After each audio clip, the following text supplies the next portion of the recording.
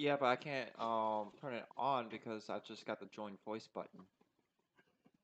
No, there should be a video button. It won't be the join Oh, voice you know button. what? Actually, I did find it. Here we go. Ta da. Hopefully you can press it. Well, you haven't pressed it yet. Yeah, I kept pressing join voice because I wanted to test my camera. Yeah, no. We got your camera up. Staxiums, how you doing, buddy? I'm doing great. Can you guys hear me? We're doing So far, good. so good. Yeah. No, gang. It's time to start the show. I know we had a good pre-show with the Sinwar becoming Sinwas, but time to talk about some good old-fashioned domestic policy. That's Okay. awesome. Uh, Gang, welcome to yet another episode of WIC TV, cross-ideological space where we come together to talk about issues both political and cultural, from the silly to the serious. Recently, Kamala Harris has pledged to have a Republican in her cabinet, or at least within her government. And she has signaled quite strongly that she is willing to work with Republicans who support her and are willing to work with her. Let's talk about bipartisanship today, because a lot of people have expressed frustration with Kamala and her statements here. They have expressed frustration with why would we work with people who don't want to work with us? Why would we try to reach out to people who don't believe the election was real and things like that? The question for tonight is, to what extent is bipartisanship important? And is Kamala Harris's cabinet idea or proposal the right way to go about this? We're going to give the ball first to Principals, and then we're going to go around and we're going to end with Admiral Gibbs. Principals, let's go. What do you think? I'll try to keep the opening comments brief. I don't know that there's necessarily anything good or bad to say about Kamala saying that she wants to include a Republican in her cabinet. It seems like pretty standard electioneering from my perspective. It's kind of Clintonian triangulation. I will say I think it's kind of silly to assume that any given political party is going to be particularly successful by appealing only to its own internal audience. We've already seen this. You were talking about Mike the Couch earlier tonight. And we know that there is a segment of what you might consider to be the Democratic Alliance that is openly and very willfully saying, no, we won't vote for you under any circumstances. So you got to find support somewhere. And I think it's more important to look for places that you have commonalities with people than it is to strictly adhere to some kind of strange party orthodoxy that demands that everybody think the same way, and that it's impossible to find an ally across the aisle. Well, thank you for being here. We'll get into it as we go. Thank you. Next up, we have Staxiums. What are your thoughts? Hello. So I think that reasonable people who want to keep things fairly conservative and reasonable people who want to accelerate things fairly liberally should be able to work together. However, all of the reasonable people who want to keep things fairly conservative identify as Democrats. Okay? There are no reasonable people in the Republican Party, at least at least on a political level, like in the maybe not voters, but certainly politicians. The legislative.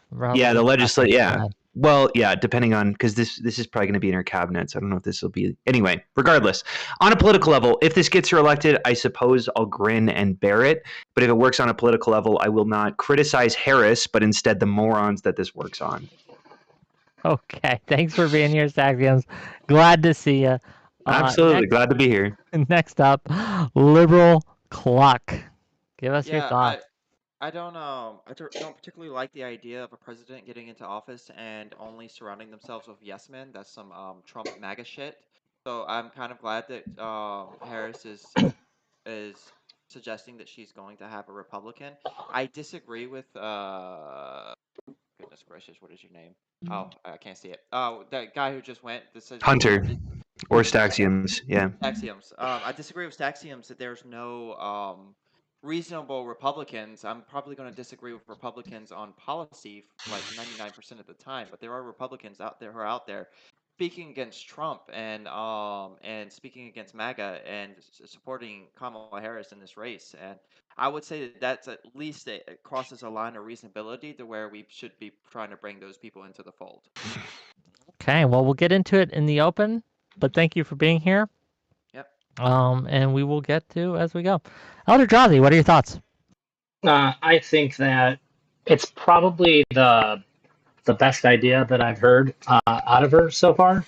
I think that bipartisanship is the most important thing that nobody's really working on, especially when it comes to the presidential race. If we want to bring Republicans over, we have to have a show of effort. We have to be willing to say, well, we're willing to listen to you when we do have power. Otherwise, like, do we want to keep doing this for another 20 years? Do we want to have tensions this high for forever and ever?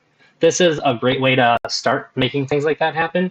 And if Kamala doesn't win, we can point out that the other side doesn't seem like they're willing to do this, and it can kind of put pressure on Trump's party to hopefully do something similar. That's pretty much it. It just seems like the most obvious good thing that you could possibly do with the state the country's in politically. Okay. Well, thank you for being here, Drazi. Nice to see you. We'll get into it in the open. Last but certainly not least, at least until the doghouse shows up at 7, Admiral Gibbs, whose power is now with us. Give us your thoughts. Yeah, I mean, this has been very entertaining to listen to. I mean, they're talking about not having yes men here. I mean, listen, any Republican Kamala puts on there is not what they're going to call reasonable Republican. We know that y'all are going to try to frame it as, oh, all the Republicans are unreasonable except for whatever rhino that she puts on there. But that's exactly what they are. They're a rhino. They're a member of the Uniparty, as Alex Jones has coined the term. I hate to have to use Alex Jones here in a debate, but that's what it is. As for bipartisanship, Republicans have tried that. We've tried that many, many times. Just look at the border. Yeah, y'all can laugh all you want, but I actually have the evidence here today. We sit here. We tried that on the border in 2016. We tried that with the border bill. We gave them everything the Dems wanted, plus the wall. And then what did they do? They spit in our face and said, "Oh, well, you didn't include the DACA people." Guess what? Then the next time it comes up, you know what? They didn't include the DACA people. So they just showed that they're disingenuous, dishonest Dems, and they're not willing to work with you even when you are being bipartisan. So I'm of the opinion that no, having a Republican in our party is not good because it's going to be a member of the Uniparty like Nikki Haley or some other basically Dixiecrat Democrat. That's what it's going to be. Okay, and with that said, let's get into it. If you have trouble getting the in, fucking DM me or audacity. Could I bring up border respond? bills? I was just about to say that 100%. You went back 8 years instead of fucking 4 months ago or whenever the last bipartisan Oh, non-Vaughn, thank you for the raid. that fucking Republican shot down. Which Republicans? The Republicans that live on the border. Donald Trump! No, Donald Trump. No, hold on. This is how clearly this is how bad TDS is. Let me tell you. TDS is this because when we did the original border bill, we said, "Oh, he came to y'all with everything, including DACA. His base revolted." He goes, "Okay, my base won't stand for this. This is everything I can give you, Dems. The only thing he didn't include was DACA." Same thing here. The same group of people that revolted then revolted again against this bipartisan bill created by rhinos. And guess what? It's the same group of people. So no, it's not disingenuous. No, it's not Donald Trump. It's just him going, "Hey, this is what my constituents want." Which is what you want in a leader, is them to listen to constituents. Except for, I guess, the Dems. They'll just say they're going to give the constituents something, and then they do something the opposite. Which is why people are swapping to the Republican This is Party. a really fun hypothetical that exists. No, it's in your not. head, It's a but true. unfortunately, Donald Trump told us have the bill right why here. he wanted to 2018. shut. No. You can have the bill there. That's 2018. No, we're talking about the one that was implemented. I think 3 months ago was too. I don't know. It was sometime this year. Yeah, the shitty one. That's not as good as the one in 2018. That just to be so clear, the border. Let Staxiums go for a bit. But go ahead. Okay, Staxiums, so please. 1, the Border Patrol approved of this bill, and 2, this is all fun and games, but Donald Trump gave the reasoning as to why he wanted it shut down. And the reasoning as to why he wanted it shut down is because he wanted a catastrophe at the border so that people would blame Joe Biden. That's explicitly his reasoning. Yeah, that's right. I could pull up some quotes. It was already a catastrophe. I mean, Wait, that doesn't matter. That doesn't wait. Hold on. Do you concede that this is the reason as to why Donald Trump shut down the border? Absolutely not. That's why he wanted it in 2018. Can I pull up a quote? I can understand what you want to say, but his constituency revolted against it then too because y'all didn't solve the issues. Admiral, why don't you believe that that's what he said? I don't give a shit what he said. I'm going to tell you why. Because his constituency, once again, had already revolted against this in mass because the border bill didn't do enough. There was no wall. There was not enough security. I mean, I know we don't want to dive into an immigration debate, but this is the whole thing, is that we've negotiated on several issues. And since the Bush, except maybe the last time we were able to negotiate with the Dems in good faith was probably Bush. Like, that's how bad it is. It's been so bad. We haven't anybody since Bush or Clinton that can negotiate because the Dems are dishonest. They keep moving the goalposts. Okay. When Obama won, Mitch McConnell said that our number one priority is to make him a one-term president. So you're going to sit there and try and talk because about he was so liberal. Because you're going to sit there and talk about that the Democrats aren't working with Republicans, but like that was like the start of the breakdown between bipartisanship was Mitch McConnell. Because y'all chose somebody that was just a radical, basically. I'd like to lead a little bipartisanship by example here. I think what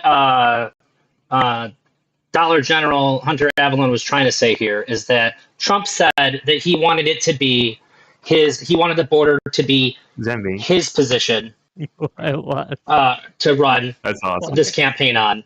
When you said your name was Hunter, it fucked me right up. That's fair. I think that Trump said that he wanted to not have that bill passed because he wanted the border to be his main issue in this election. So I don't think we need to phrase it quite as strongly. I'm not sure if that was an exact quote, but the problem with that is that if he's denying a bill that does do a lot, that solves a lot of the issues that Republicans are talking about happening. None of the Republicans that are on the border thought it solved any of the issues, and that's why we all revolted against it. Well, what about you? Do you why didn't it solve any of the issues? Listen, I'm going to do like a favor. We don't need to go into Stop. The border bill debate is a great debate, but that's not the debate we're having tonight. I want to make sure that we're just using this as perhaps an example to the larger point. I'm asking him that. Can bipartisanship work? And should parties be looking to be bipartisan? Yeah, I can qualify my question. Go ahead. I'm asking that to see whether or not you're just disagreeing in bad faith or not. Because I think that you and I both know that this was a pretty fucking bipartisan bill. I absolutely. Actually, you and Whit can probably attest to this because he's had me on the panel, been multiple panels about the border bill. From day one, I have been massively against that bill. Because it didn't solve any of the issues on the Republican side. This was before even Trump came out against it. I was against this bill. I've been adamantly against it from day one. So no, it doesn't. And this kind of brings me back to a lot of things. I believe you. I mean. Yeah, okay. I mean that's fine. But like, I'm glad you do. I appreciate that. But like, when we come to bipartisanship overall, when I look at this, every single time Republicans try to reach out with an olive branch, it's kind of like you give a mouse a cookie. They're going to take a mile. And that's why I brought up this bill, because we brought up a more comprehensive bill in 2018. The Dems shut it down except for DACA. Then when they came back with this most recent one, they didn't even include DACA. So like, it's really just the pot calling the kettle black at this point. Like, it's so ironic that the same group of people that says we'd rather burn it all down than work with Republicans are the ones saying the Republicans are the unreasonable ones. I think that public sentiment has gotten so dysfunctional around immigration that the Democrats recognize that they're not going to be able to fight for DACA in an immigration bill right now. That's the reason why they were willing to accept a immigration bill that was without it. Because back then. Well, then why did they do that the first time? Because DACA when it could have stopped the Trump, not stopped the crisis. Will you let me answer? Because DACA was really popular back then, and now it's just not. Because it's proven that everything else was such a bigger crisis. Okay. Like that's immigration aside. Could I steer the conversation to the point at large? Yeah. So I guess my question that I would have to Liberal Cluck, great name. What kind of Republicans would you consider being implemented into the cabinet, and what kind of benefit would they bring? I mean, the answer is going to obviously be someone like a Liz Cheney. But yeah, I know. With his face up there is laughing his ass off. And what benefit would he bring? What they bring is like within my personal I don't know, political journey. I find that oftentimes I end up with blind spots. And I think that having Republicans or people that disagree with you can help fill in those blind spots. I can give you some examples of blind spots that Kamala Harris has that she needs somebody to the right of her. I'd love to hear it. Yeah. What are some examples? For one thing, she's falling for media narratives against such as Trump said bloodbath. And it was going to be a bloodbath if he wins when that wasn't like the context in which Trump was saying. She's falling for shit like that, and it would be really useful to have somebody on her team that can be like, listen, Harris, this isn't what was said. And Okay. also, she's pushing for policies like unrealized gains on wealth on investments, like taxing that, Uh, and that's just like a ridiculous policy. There's a better policy to accomplish what she would want okay. than that, and Do I So would like somebody to point that out to her. Okay, do go you ahead. so think here's that's my issue. Here's my issue with this. First off, is your issue is that she's kind of engaging in anti-Trump narratives that might not be true. So you're reaching across the aisle to anti-Trump Republicans. Like, I don't know how beneficial that's really going to be.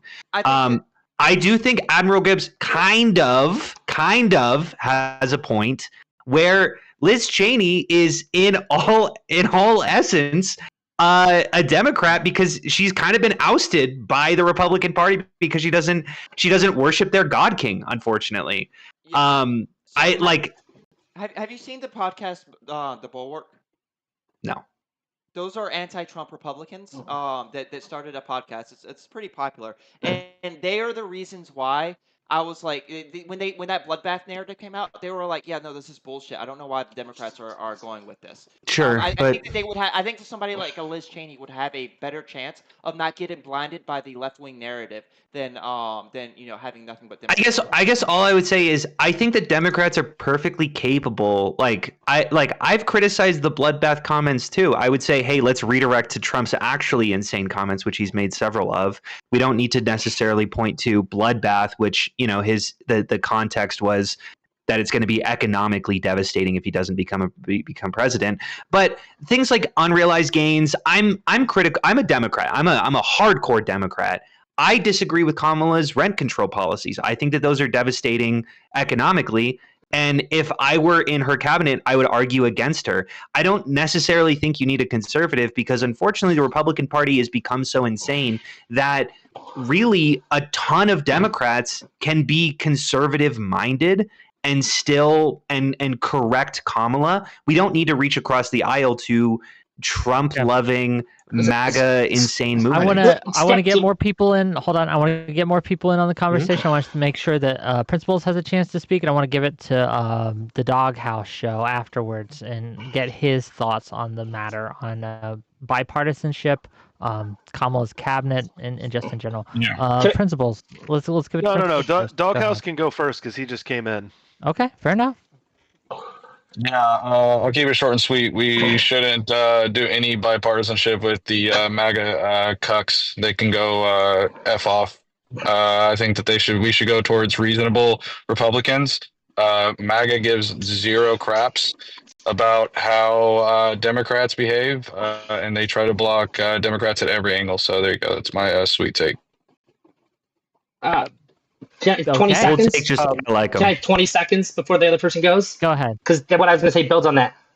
When I say that it's a great thing, I don't mean that we need to have Trump Republicans in there. I want the traditional Republican Party in there, giving that a bigger voice. This seems like a really good thing to be platforming them, because honestly, the best friends that we have as Democrats is traditional Republicans right now. The far left is like way too far gone. But like if we could work with them and help get them to push out some of the, we got to clean up some of this Trump shit after if Kamala wins, and that's the best way to do that. Here's my problem. Okay, I think that sometimes we forget what a cabinet is. This isn't just someone. We gotta give it to Oh, the I'm sorry. Principals. Go ahead. I apologize. understand. No, you're okay because I was going to direct this back to your earlier point anyway. So maybe this will be a springboard for you. So one of the things you asked was, what does this person bring? And your sort of rebuttal was, we can get conservative perspectives from within the Democratic Party. I think part of what this person brings to a Harris administration is the fact that they are from a Republican Party as opposed to being someone within the Democratic Party. I think it's something that gives her a little bit of political cover with other Democrats. And you got to understand, I don't belong to either party, and I'm pretty aggressive about being an independent. So I can respect and understand that she's going to do a little bit of playing politics to make people happy, and that seems like one thing it does bring is that this person who's challenging Harris in a more aggressive way isn't coming from inside the House. And I think the other answer to your question, who would you bring in? I don't have a specific name to offer, but I think the best way you do this is you go down ballot. There's got to be somebody at the state level or maybe even local level. I mean, think about like Pete Buttigieg, right? Mayor of South Bend, Indiana. Like, what an amazing byline before he became the Secretary of Transportation. But there may be somebody who is in the Republican Party who has a particular area of expertise because of the state that they're in, or because of something that is, economically important where they're at, and you bring them in, again, maybe commerce, maybe transportation, something that's appropriate based on their skill set. It doesn't necessarily have to be a national level politician, and that lets you bring in somebody who has genuine conservative bona fides, who would hopefully make Gibbs happy, right? Who wouldn't be saying this guy's just a rhino. That probably hope Gibbs would still be saying like he's a nobody, but the point would be this is somebody who has a perspective and a viewpoint, and they are a Republican. Let me ask. This is to the anti-bipartisan, for lack of a better term, people such as Staxiums and to Mhm. Doggett House Show, right? Do you not find value, or here, I'll ask it this way: if your position is no MAGA Republicans ever, we don't want them anywhere near government. We don't want them anywhere near positions of power. We don't want them anywhere near any kind of legislature, right? In Kamala should do everything in her power to keep them out. Yeah. What signal does that send to voters, right? To people who are within. Hold on, can I finish my question? Yes. To people who are Republicans, who do have some issues with Trump, who do have some issues with MAGA. Is there not a risk that it simply says, well, we have no place there, so we have to just double down because we have no off-ramp. We have nowhere to go. The only party that will ever accept us is the Republican Party, and because Kamala's already told us to go kick fucking rocks, right? Yeah, I can take it if you'd like. Yeah, go ahead. I'll let you go, and then I definitely have something I want to say after. So I just want to be clear. If this makes people happy and helps her get elected, it is a good idea, and I would encourage her to do that. If this gives her political cover, great. But if this makes people happy, she is not the moron those people are. That's my answer. Why is that a moron thing to think? I think that if you are a centrist when it comes to being if Trump and Kamala are equivalent in your mind, then I do think that you are either ignorant or malicious. No, I'm not talking about that. Hold on. Let me clarify, right? Because obviously we're missing each other. I'm not talking about like the people who think Kamala and Trump are the same. I'm talking about people who are Republicans, right? Who are like, I don't like Democratic policies. I think Trump's crazy. I don't like Trump, right? But if you're not going to work with me, Kamala, at all, then Trump will. So why won't I? I'll just go with Trump. Right? That's a fair point. I don't know if those people are morons necessarily, because I just disagree with their policies. I don't know if they're morons. Maybe that was too harsh. Those people probably fine, and if it sells them over, then great. We should make the Democratic Party. We should do anything as we can in our power to get elected. That's my pretty cold take. $5 from Audacity, and then we're going to go to Doghouse Show. These liberal dudes are the living embodiment of ED, erectile dysfunction. I think he meant elder drowsy. Really? I think he meant elder drowsy. Maybe. That's your shot, knowing the disdain the right has for her? Okay, thank you. Doghouse Show, go ahead. Yeah, to be clear, I'm not saying that we shouldn't work with reasonable conservatives such as those of Liz Cheney, Adam Kinzinger. We could talk. I know I don't think Mitt Romney's in the Senate, but I'm not sure. But anyways, we can work with those reasonable Republicans. And my response to those who are like, well, if you're not going to be reasonable, I'm going to go to Trump, then I would just laugh at you and go, okay, go ahead and go to Trump and see how reasonable it's going to be. Because time and time has shown again that the moment that you sit there and say that you don't like one of Donald Trump's policies or you question one of his crowd sizes, they'll drop you in a dime. Whereas Kamala Harris is willing to bring you in, listen to your opinion, and actually try to see what we can do. Kamala Harris should be looking for reasonable conservatives, not MAGA conservatives. MAGA conservatives are on their own little bubble. So to be clear, I'm okay with bipartisanship, but we should definitely sit there as Democrats and say we have no reason to sit there and bring a MAGA to the table.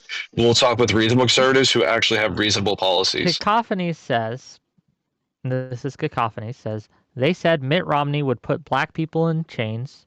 They don't work with moderates. They just paint them as Nazis. But any That I mean, they is just always such a broad brush. Do we want to wait? paint Do we want with. to talk about like how Republicans have painted every Republican who's ever left the Trumpism and called them a communist and a socialist and a Marxist? We can go there because that also happens. We could go tit for tat every day. Like, No, Yeah. let me jump in here because I see something happening, and this really gets me. All right, so liberal Cluck, he mentioned Liz Cheney. Now, I have been advocating like for Trump. I'm probably the most Trump person on this panel. However, I'm what I would be classified as a traditional neocon. The Cheneys, those are my people, right? I like the Cheneys, right? Or I did, you know. And the reason why it's amazing me the left doesn't seem to get why Trump is popular, right?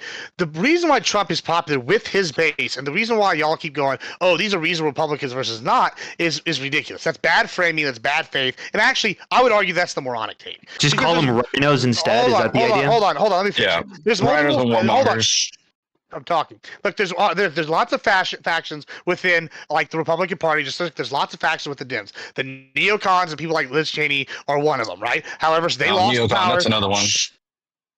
Listen, there are a lot of the neocons that have lost power, like the Cheneys, and they're sad, and they obviously are lashing out against Trump about that, right? It's just ridiculous to me that y'all don't seem to understand that the reason all these people have turned to Trump is because they're sick of the uni party, which is basically neocons and the neoliberals, which controlled the party since, I don't know, the early 90s, or maybe even later than that, or like further back than that. And it's just like we're going, okay, we're sick of the status quo. We want drastic change. We think Trump's going to help us. And there's the same reason why a lot of Oh, there'll be moderates are drastic that way. change on Donald Yeah, Trump. it'll be good. It'll be fantastic.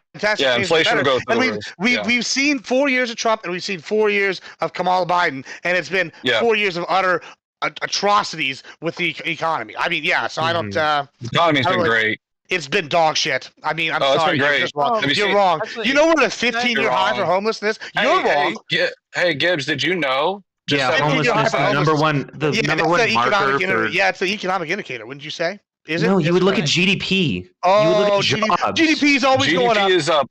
Always going GDP up. is up. Oil GDP is You would look at the up, you would look at the wages are outpacing acceleration of inflation. GDP. You would look This at is wages. You dishonest. would look at job This is employment. dishonest framing once again. You would look There's at three kinds of inflation. liars. Like I know you don't like liars. facts. I know. Getting, This is okay, the we I do keep like getting. facts. Hold You're on. just ignoring the I facts think you don't like. this is I think Okay.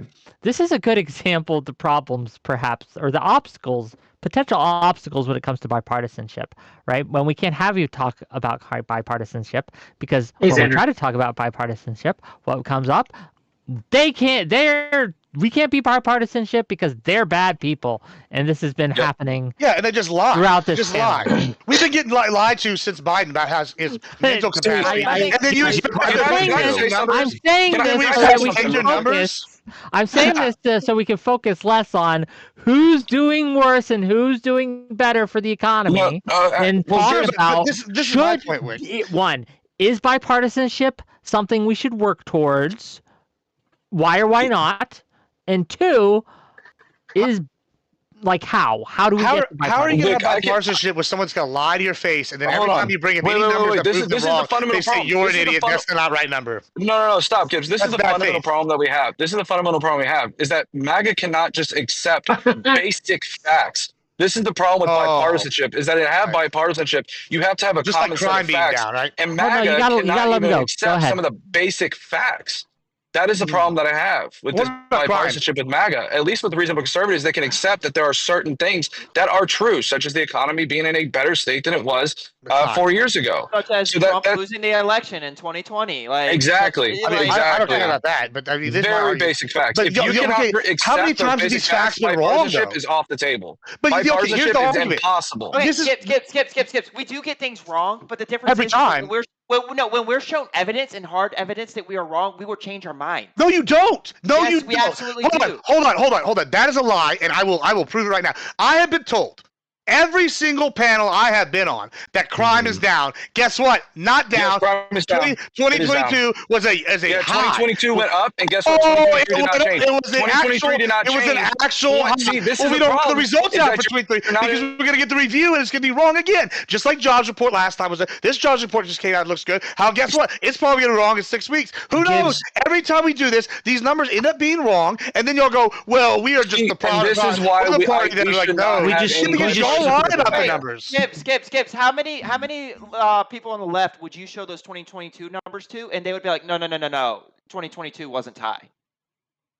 A lot of them. It happens all the time. They would say 2022 wasn't high. I've sat here and argued with the 2022 numbers for panels and panels and panels, and been told crime is down. And then when it comes out, they go, still down. Were you saying this in 2024? Are you saying crime is high now? And how many times do I have to repeat myself? How many times do I have to repeat myself here? I'll respond. Can I respond? Okay, go ahead. Here's my issue. Crime is largely down. Over the last 10, 15, honestly, maybe 30 years, crime has significantly decreased year to year. Now, you're right, okay? 1 year, it went up, and everyone went, well, it's obviously down, because for the last 30 fucking years, it's gone down.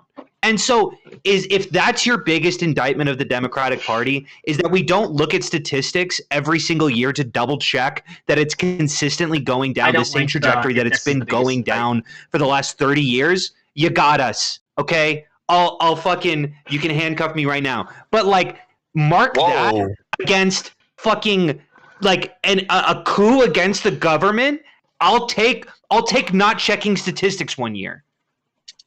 I mean, I'm not going to argue about the coup thing. How many of the left on this panel would say 2022 numbers are lower than 2021 or 20? I would actually sit there and say, look, make those numbers as high as possible, because guess what? 2023 did not change, which means the higher that you make the 2022 numbers, the larger the drop for 2023. So you know what? Increase those numbers for 2022, baby. Increase them, because guess what? That decrease is going to be so much larger. So wait, hold on. You do understand that we just now figured out those numbers are wrong. So it'll probably be another year before we figure out 2023s are wrong. You see a pattern here? Wait, did we just find out, or have you been saying this for 2 years? I'm trying to figure that out. I've been saying the numbers aren't right. If you look at that report, by the way, you doubt every statistic that doesn't agree with you.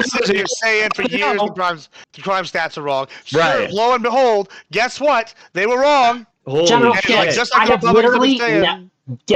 literally cited, every time I've cited statistics to you, your answer is they're wrong. Every single time. Exactly. This isn't wrong every single time. This isn't like some miraculous, like, oh, I fucking called it. Like, you're shooting wildly with a machine gun, and you're like, look, I got a bullseye. Every time. That's what's crazy. Because y'all told me, this is how y'all dishonest this shit. What he's doing is he's shooting wildly with a gun. You know what you remind me of? Rifle and hitting every single one of them. A bullseye around it. Yes. He says, look, I got it. Exactly that. Gibbs, I'm in a Greek philosophy class right now, and one of my professors was talking about this pre-Socratic guy who was talking about, hey, this idea that you have of atoms, that's actually not true. It breaks down even more than that. And everyone was like, holy shit, he figured out quantum physics. No, he was just stupid. He just made a fucking terrible call, threw it out into the open with no evidence, and then it happened to be right some fucking 2,000 years later. Yeah. That doesn't mean shit. Let's just go through this list of things I've been right about here. Other things as well. Tren de Agua. Guess what? We just had 16 arrests here in San Antonio, 3 arrests in Dallas in the last week. Wait, hold on. Say that again. What the hell? Are you citing anecdotal evidence to support national averages? Are you for real? Hold on. Yes. He said I'm not sure. I'm going to cite anecdotal evidence. We've had 16 arrests just like, when I was just told a couple weeks before that, there's no Tren de Agua. There's no Venezuelan crime. All this thing. And all of a sudden we're catching them. Who told you that there's no crime in Venezuela? All of a sudden we're catching these people left and right. No, we're catching. I can easily debunk this. Hey Gibbs. How many illegal migrants have crossed the border that are estimated? How many do you think are crossing?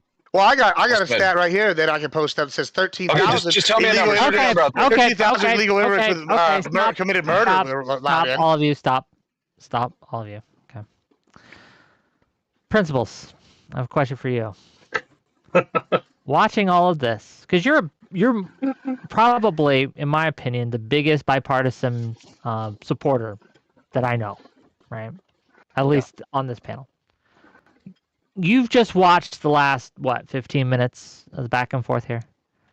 Yeah. How can we ever get bipartisanship to work like this? The bottom line is that it comes down to the way that the parties are handling themselves. Yes, again, we just saw that. No, I said the parties.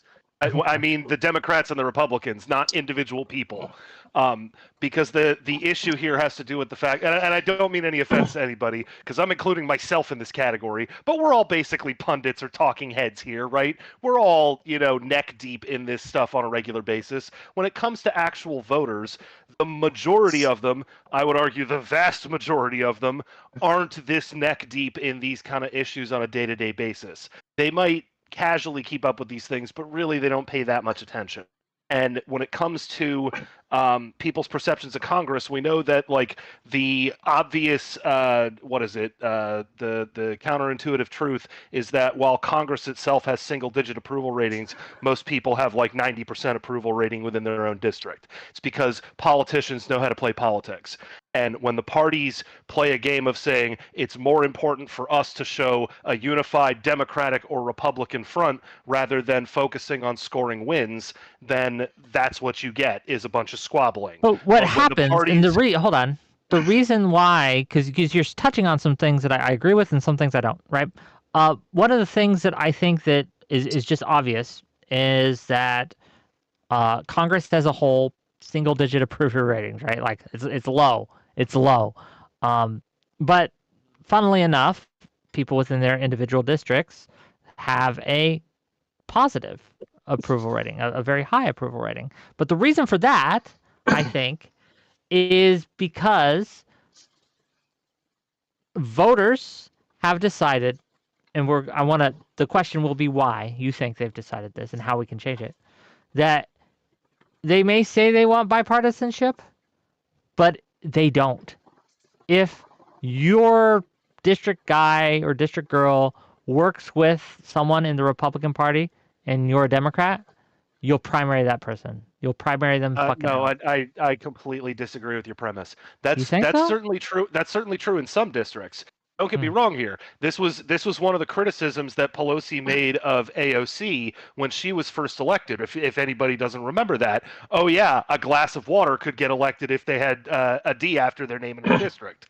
It was pretty savage, but it was also very true that, hey, I don't particularly care what you say about how the Democratic Party should run because you're in an ultra-liberal area that has different expectations than anywhere else in the country. And again, one of these things that is just, if you take your head out of the sand for a second, you'll realize that bills get passed every day, and bills don't get passed if everything, absolutely literally everything, gets filibustered and goes to party lines. There's all sorts of things that get done on a procedural basis constantly that involves all kind of tit-for-tat negotiation and log rolling, and it involves people from both parties working together. And for the most part, most members of both parties tend to keep their noses out of the partisan bickering. There's a reason that there's maybe 24 names from both parties that we all recognize at the national level that are involved in all of this partisan bickering. And for the most part, everybody else is just saying, I would just like to win my race, please. Yeah, but the thing is even with that though, a lot of those people you're talking about, those dozen or so, they're the ones spearheading that particular party. So for example, if you look at the Republican Party with the Freedom Caucus, they're the loudest voice. And this is the problem that I have with the Republican Party, is that they are all those people at the lower level. If they don't support Trump, then they're going to lose their election in their districts. So they all follow in line and go, yes, yes, yes, yes, we'll follow. And they just simply say yes because the leaders are the ones saying yes. So that's my issue, is that you could say, sure, there are the loudspeakers, so to speak, but they're the loudspeakers for their party, and their party is demanded of them to fall in line. When you look at I think the reason they're doing that is because as loudspeakers, they've kind of chosen a particular strategy in terms of how they want to approach the next election cycle. I don't give any politician enough credit that anything that comes out of their mouth is 100% genuinely felt and intended. There is always an element of appealing to the larger audience, no matter who you're dealing with. It's just a reality of politics. But isn't it telling then that almost all the loud voices you hear from politicians specifically are painting the other side as evil? If they win, we'll never have another election. If they win, they'll take all your guns. If they win, communist camps for Yeah. everyone. If they win, illegals will swarm across the border and kidnap your children, right? Like, does that not signal that the American public just doesn't want bipartisanship and they want their side to win and the other side to lose? I think that you are framing it a lot more tribalistically than I think might be fair to the American people. I think that this is a pretty intelligent way of analyzing a specific group of people who, in their mind, has taken hostage to the country that they have known and love. I mean, this God King has run run 3 times in a row. Biden underperformed in one debate and we said goodbye to him. Like, I feel like there's a huge distinction to the type of flexibility and the type of awareness and looking to compromise that one party demonstrates to the other. And I think that some people will view that and go, like, because I hear what you're saying, Wick, but I guess my question is, what if they're right? You know what I'm saying? Like what if one party is detrimental to another, and it's possible that democracy might not exist if one of those, if Donald Trump gets elected? Do you think that the American people are right in not wanting to be bipartisan? I think that in that case, you should do everything in your power to make sure that the institutions are strong, so that no matter what happens, no matter who wins, because I want, maybe not Gibbs, maybe not a couple others on this panel, but I want Harris to beat Trump. I do. Okay? But I understand that there's a real possibility that might not happen, right? Right. And so I'm looking at how to deal with this real problem of our democracy is under threat, and I think it is a real problem. And I think, well, I could put my bet on something that is a 50-50 shot at this point. And sure, I'll go with that. Like, we just straight up win the election. But there are other things that I think that we should do to strengthen our bond as Americans. And one of those things that we can do, not just politicians, but us, right? And I'm glad that Kamala is doing this, is signal, even if it's just like optics, right? Yeah, we'll work with the other side. You're not all evil. We'll work with you. There's a way out. It's not just Trump. You're not all psychopaths. So we can work together still. And I think Wick, did you hear about the committee? That bond, hold on, if I may. Strengthening that bond, right, is going to be a bulwark against literal, like, the end of democracy shit, right? Sure. Does that make sense? And I want to. A couple people want to go, but I want you to respond, and I want Doghouse and Elder Drazi. And I see your hand get. I do understand and agree with what you're saying, but I do think that needs to be weighted with another something else, which is, this isn't just someone in her camp that she's going to listen to every once in a while. This is a cabinet position. Like, we're essentially suggesting that Liz Cheney is going to be in charge of, like, the Department of Education or something like that. Like, a conservative who essentially wants to strike down Common Core, who wants to ensure that there's not national standards being held, that wants to shrink public schooling and increase private schooling. And to me, as someone who believes that would probably be pretty detrimental to a lot of children, it would. I don't know if that's worth what you're saying here. But I do think that it's something to consider, though. I'm not. Here's the thing, I hear what you're saying. Yeah, no. Here's the thing. Like, I get that, but this is the cost of freedom, if you will, right? The cost of these things is, if we want to make a world or make a culture where both sides have a real voice in governance, and I think that's the most healthy way to do it, we have to be willing to make a sacrifice, pay a cost, right? And we have to be willing to say and show, when we have power, as the Elder Drazi said earlier, to say, you know what, I don't like this person's policies, right? I don't like Liz Cheney's policies on education. I think they're bad. But I recognize that they are real problems, that these are real beliefs that these people have. So in the in the interest of compromise, in order so that you support us in things that you think are bad, right? So when we talk about all the good democratic governance election stuff that we want, that maybe a Republican would be like, I don't know about that, Chief, right?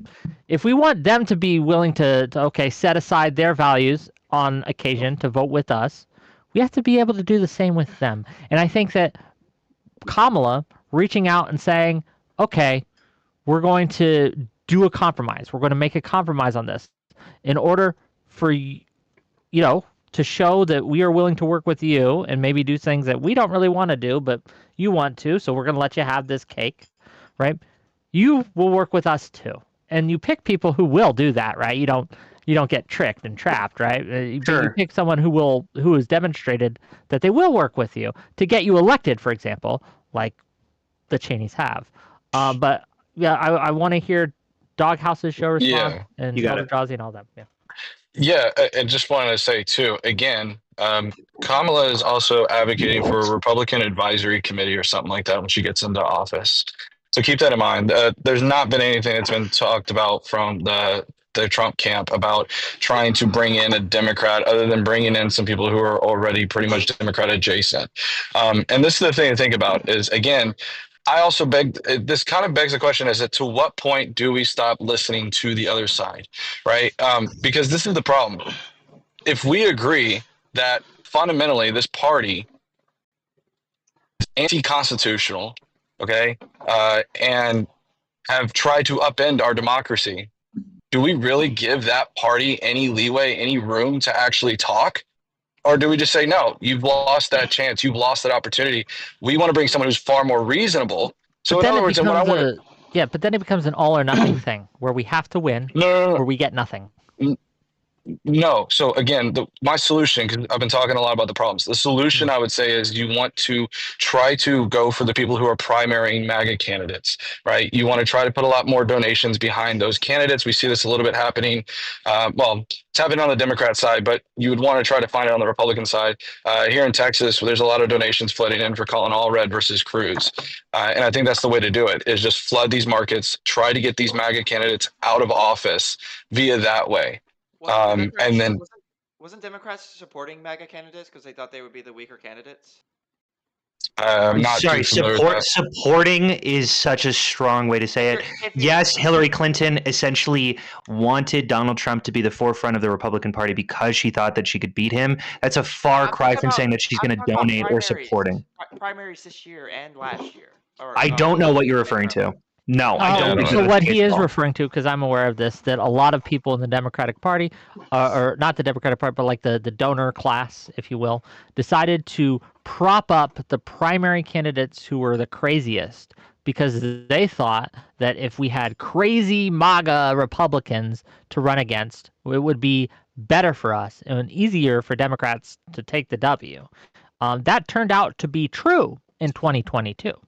That was one of the reasons, right, that we were able to prevent the red wave. The risk, of course, being that had they won, we would have had crazy in the. Well, we're looking fondly on the donors, but looking terribly at Hillary Clinton, even though they kind of made the same risk assessment, which is interesting. Well, I don't know if I'm looking fondly. I'm not fondly looking at this. Right, I think it was a huge risk that happened to work out this time, but I think it's a bad precedent, right? I agree. It's one of those throwing shit at the wall and seeing what sticks, and this time it just so happened to stick. But yeah, and the easy response to this is just saying that I don't agree with that. If that's what happened, I don't agree with it. I don't think you should be trying to prop up any MAGA candidates because of that risk. So that's just the easy response to it.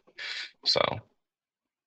But I just want to jump in here real quick. I want to reiterate, and I'm going to try to do this as not bellicose as I can here, maybe, because I think that there's a fundamental problem that is keeping bipartisanship from happening. One, I've already made clear I think the Dems are just liars. But two, and this is maybe the more effective one, and we want to actually solve the problem of bipartisanship, is when I look at it like this. I said this earlier. I don't think the left and the current Democratic Party fully understands the Republican Party, right? And this is why I brought up like people like Liz Cheney used to be leaders in the party and the Cheneys in general, but now they would be considered rhinos, right? So what has happened is there are several factions in the Republican Party. There's neocons, there's religious right, there's the MAGA people, there's a couple other smaller ones. And what has happened is the MAGA has kind of absorbed these and made deals with them for the most part and to get them into power, right? And so the MAGA party now the MAGA group is basically now a lot of the large portion of the Republican Party. And whenever the left here goes, oh, they're all crazy, we can't work with them. That means that y'all don't want bipartisanship. Whenever y'all should be saying, let's find reasonable MAGA people and stop trying to classify all the MAGA people under the same umbrella. When I get called a MAGA guy all the time, and I didn't want Trump either time. I voted against Trump in one primary, and I was loud against him in this most recent run. No one cares about primaries. Sure, but my point is, I've never been a diehard Trumper, but I get called MAGA all the time now because just because you support Trump over the alternative, because the alternative is important to me, kind of like Wick said, all these things y'all are asking us to change our values on seem like things that I would rather die than have happen. It's kind of like, hey, okay, what are you gonna? You're not going to scratch my back and you're going to call me crazy, even though I don't agree with a lot of what Trump says. I don't like a lot of Trump's foreign policy, but if I have to choose between that and what's going down at the border, or I have to talk about the economy, then yeah, I'm going to vote for Trump. But y'all won't make me deal with people like me. Y'all going to call me crazy is what y'all do. I will call you crazy. So here's my frustration is I feel like the problem is that we can't look at what happened on January 6th, where it was essentially an overturning of the peaceful transfer of power. It was the democratic process where Donald Trump implemented fake electors. I can't think of a more unconstitutional, un-American fucking charade to possibly do than to the average person's not talking about this anymore. You realize that, right? No. Let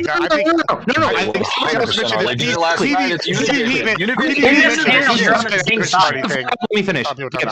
I agree.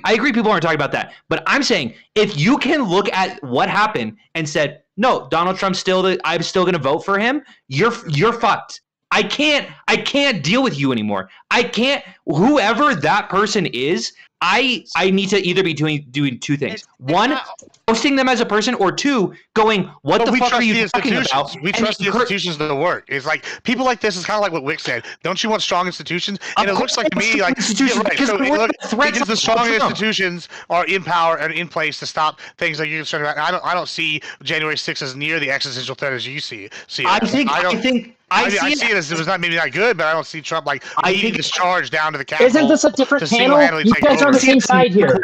We're against the entire bipartisanship. Y'all aren't willing to have any bipartisanship, and this just entrenches the sides because y'all people are crazy. And I'm like, well, I feel like I'm a reasonable one. Hold on, Gibbs. And y'all won't play with me. Go ahead. No. This is the issue right here. Is that MAGA wants concession after concession after concession. How many concessions are they willing to give to the left? Zero. That is the problem with MAGA. I'm fine with traditional Republicans who are willing to meet in the middle. That I have no problem with. What I have a problem with is MAGA conservatives who sit there and paint any leftist policy as communist and Marxist. They refuse to come to the table unless you meet them. They want concessions, but are unwilling to provide any back. That's the problem. Can I redirect here?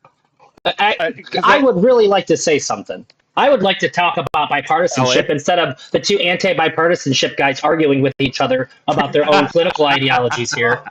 So if I could just talk about bipartisanship for just a fucking minute and kind of focus this panel up. We are talking about bipartisanship. No, okay, hold on, Drazi, then politics. Then Thank you. So we spent a lot of time talking about why we don't want. Let's talk about what's good about bipartisanship. How about the infrastructure bill? As a Democrat, we got Republicans to sign onto a bill that actually fucking addresses climate change. That's fucking huge. If you're a Democrat and you don't see that as a win, you're fucking crazy. Also, wait, didn't Kamala Harris have to tiebreak that vote? She had to tiebreak that, didn't she? We got it passed. I'll look at the votes. Sorry, go ahead. It doesn't mean anything. We could have had the majority. Okay. Anyways. That's a bill that had eight what else does bipartisanship inherently get us? It gets us if deals are being made between across party lines, we can get favors as well. We can get these people talking to each other in a constructive way, so that when future bills come up, maybe there's a different president. We still have the same people in Congress. We can get deals being made that is going to be favorable to whoever you are, your side, regardless of who's in office. I think that's pretty invaluable. If you're one of these people who's constantly talking about how nothing's getting done, we want things to get done. Pointing the finger and blaming the other side is all well and good. I think that the other side is crazy and stupid sometimes. They think the same about me, but I would like to actually see some shit happen. And it's not going to happen almost at all if we keep on doing this. Can I counter real quick, Elder Drazi? Yeah, that's really what I want to say. No, I appreciate that. Oh, I'm sorry. I just want to put one thing at the end of it. Say everything you want. What better way to embolden the traditional Republican Party outside of MAGA than to give them a bigger voice? If you don't like MAGA, then we want to open the door to every other Republican as much as possible, right? So I think my issue is kind of twofold. So first, the bipartisan infrastructure bill, it's just bipartisan in the name, right? It's not necessarily that they voted bipartisan. There were 35 different votes on it, so it's kind of hard. I'm not pulling all of them up immediately, but the first one that I pulled up, there were 8 Republicans that voted for it, 205 that voted against, all 220 Democrats voted for it, and we didn't need any of those Republicans. Now, maybe some of those other 34 votes, maybe it came in clutch, okay? But I think that it's weird how you're talking about bipartisanship as a means to an end instead of a concept in and of itself. Like, what about the Senate? Sure. I can look that up later. In the Senate, 69 to 30. Yeah. No, you need that in the Senate. That's where bills die. The Senate works, right? Okay, I hear you. I was saying the other 34. I'll look at the Senate. I'll check it out. But I think that this points to a problem that I have, which is I, of course, think that bipartisanship is good when it works. Okay, when you need bipartisanship, of course, fucking if your bill can't get passed and you need to reach across the aisle, of course, reach across the aisle and bring those Republicans into the fold so that they can vote for your bills. Okay, no one is disagreeing with that. I think my problem is one, treating like bipartisanship is just like a means unto an end. Like it's just good to have Republicans in the Senate when they're essentially wanting to excise everything that's being done in the government. And two, to treat voting on a bill with members that are already there the same as appointing a fucking representative into the cabinet, into the White House. That's not something you need to do. And if it's something you need to do, then we should do it. But I don't think it's something that we need to do. What you're talking about isn't bipartisanship, though. You're just talking, like you're saying, if we need it, then we'll use it. That's just using any kind of political manipulation to get what you want. That's correct. This is very much a means to an end. I'm talking about bipartisanship as a fundamentally good thing because it strengthens our government's ability to make things happen. Period. Right. No, you're talking past each other. Okay. So what Staxiums is saying is that if bipartisanship helps us win and pass the bills that we want, then we will use it and be good. What Elder Drazi is saying is that bipartisanship is something we should do even when we don't need to. Right, and I'm saying that's foolish. That's foolish. It sounds like we're in a situation, freedom of speech arguments. But how freedom of speech? How is that freedom of speech? Because I'm sounds criticizing like the same argument that people use when it comes to freedom of speech. You don't need it when if I don't need my speech to be protected, I'm going to care a lot less about it. Right? So we are in a I think bipartisanship, right you should have it when you don't need it, because when you do need it, that's when you'll have. That's when you'll have cultivate it at times when you don't need it to show that you can use it later. I understand what you're saying, but I just don't. I don't believe that the Republican Party post Mitch McConnell is genuinely capable of being cultivated. I think that the only way we can cultivate it. It's the only choice. But I feel like we keep going down this road. Sorry, I'll let you speak. Yeah, real quick. There's two people who are in line. Principles and Clock. You can cut me off. Yeah. So principles and then Clock. So I wanted to try to extend an olive branch over to Gibbs because, it's not as though I'm MAGA, but I have probably more Trump voting and MAGA friends than anyone on the panel other than Gibbs, or well, Wick has his whole audience, so he's got more friends than. But I don't have a problem talking to people and trying to understand how they think and trying to get inside their heads in terms of what's important to them. And I think that that's something that is critically important when we're talking about bipartisanship, is that number one, you can't start from a perspective of painting everyone who isn't part of your political party with a broad brush. Like, that's literally how you wind up with leftists calling liberals fascists. Because they say, oh, well, you don't belong to my fringe movement, therefore, I paint with broad brush.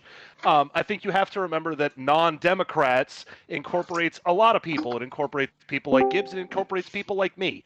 And there was a comment about Republicans not making concessions, and I think that's completely unfair. So I wanted to pose to Gibbs, because I had kind of poked at this earlier.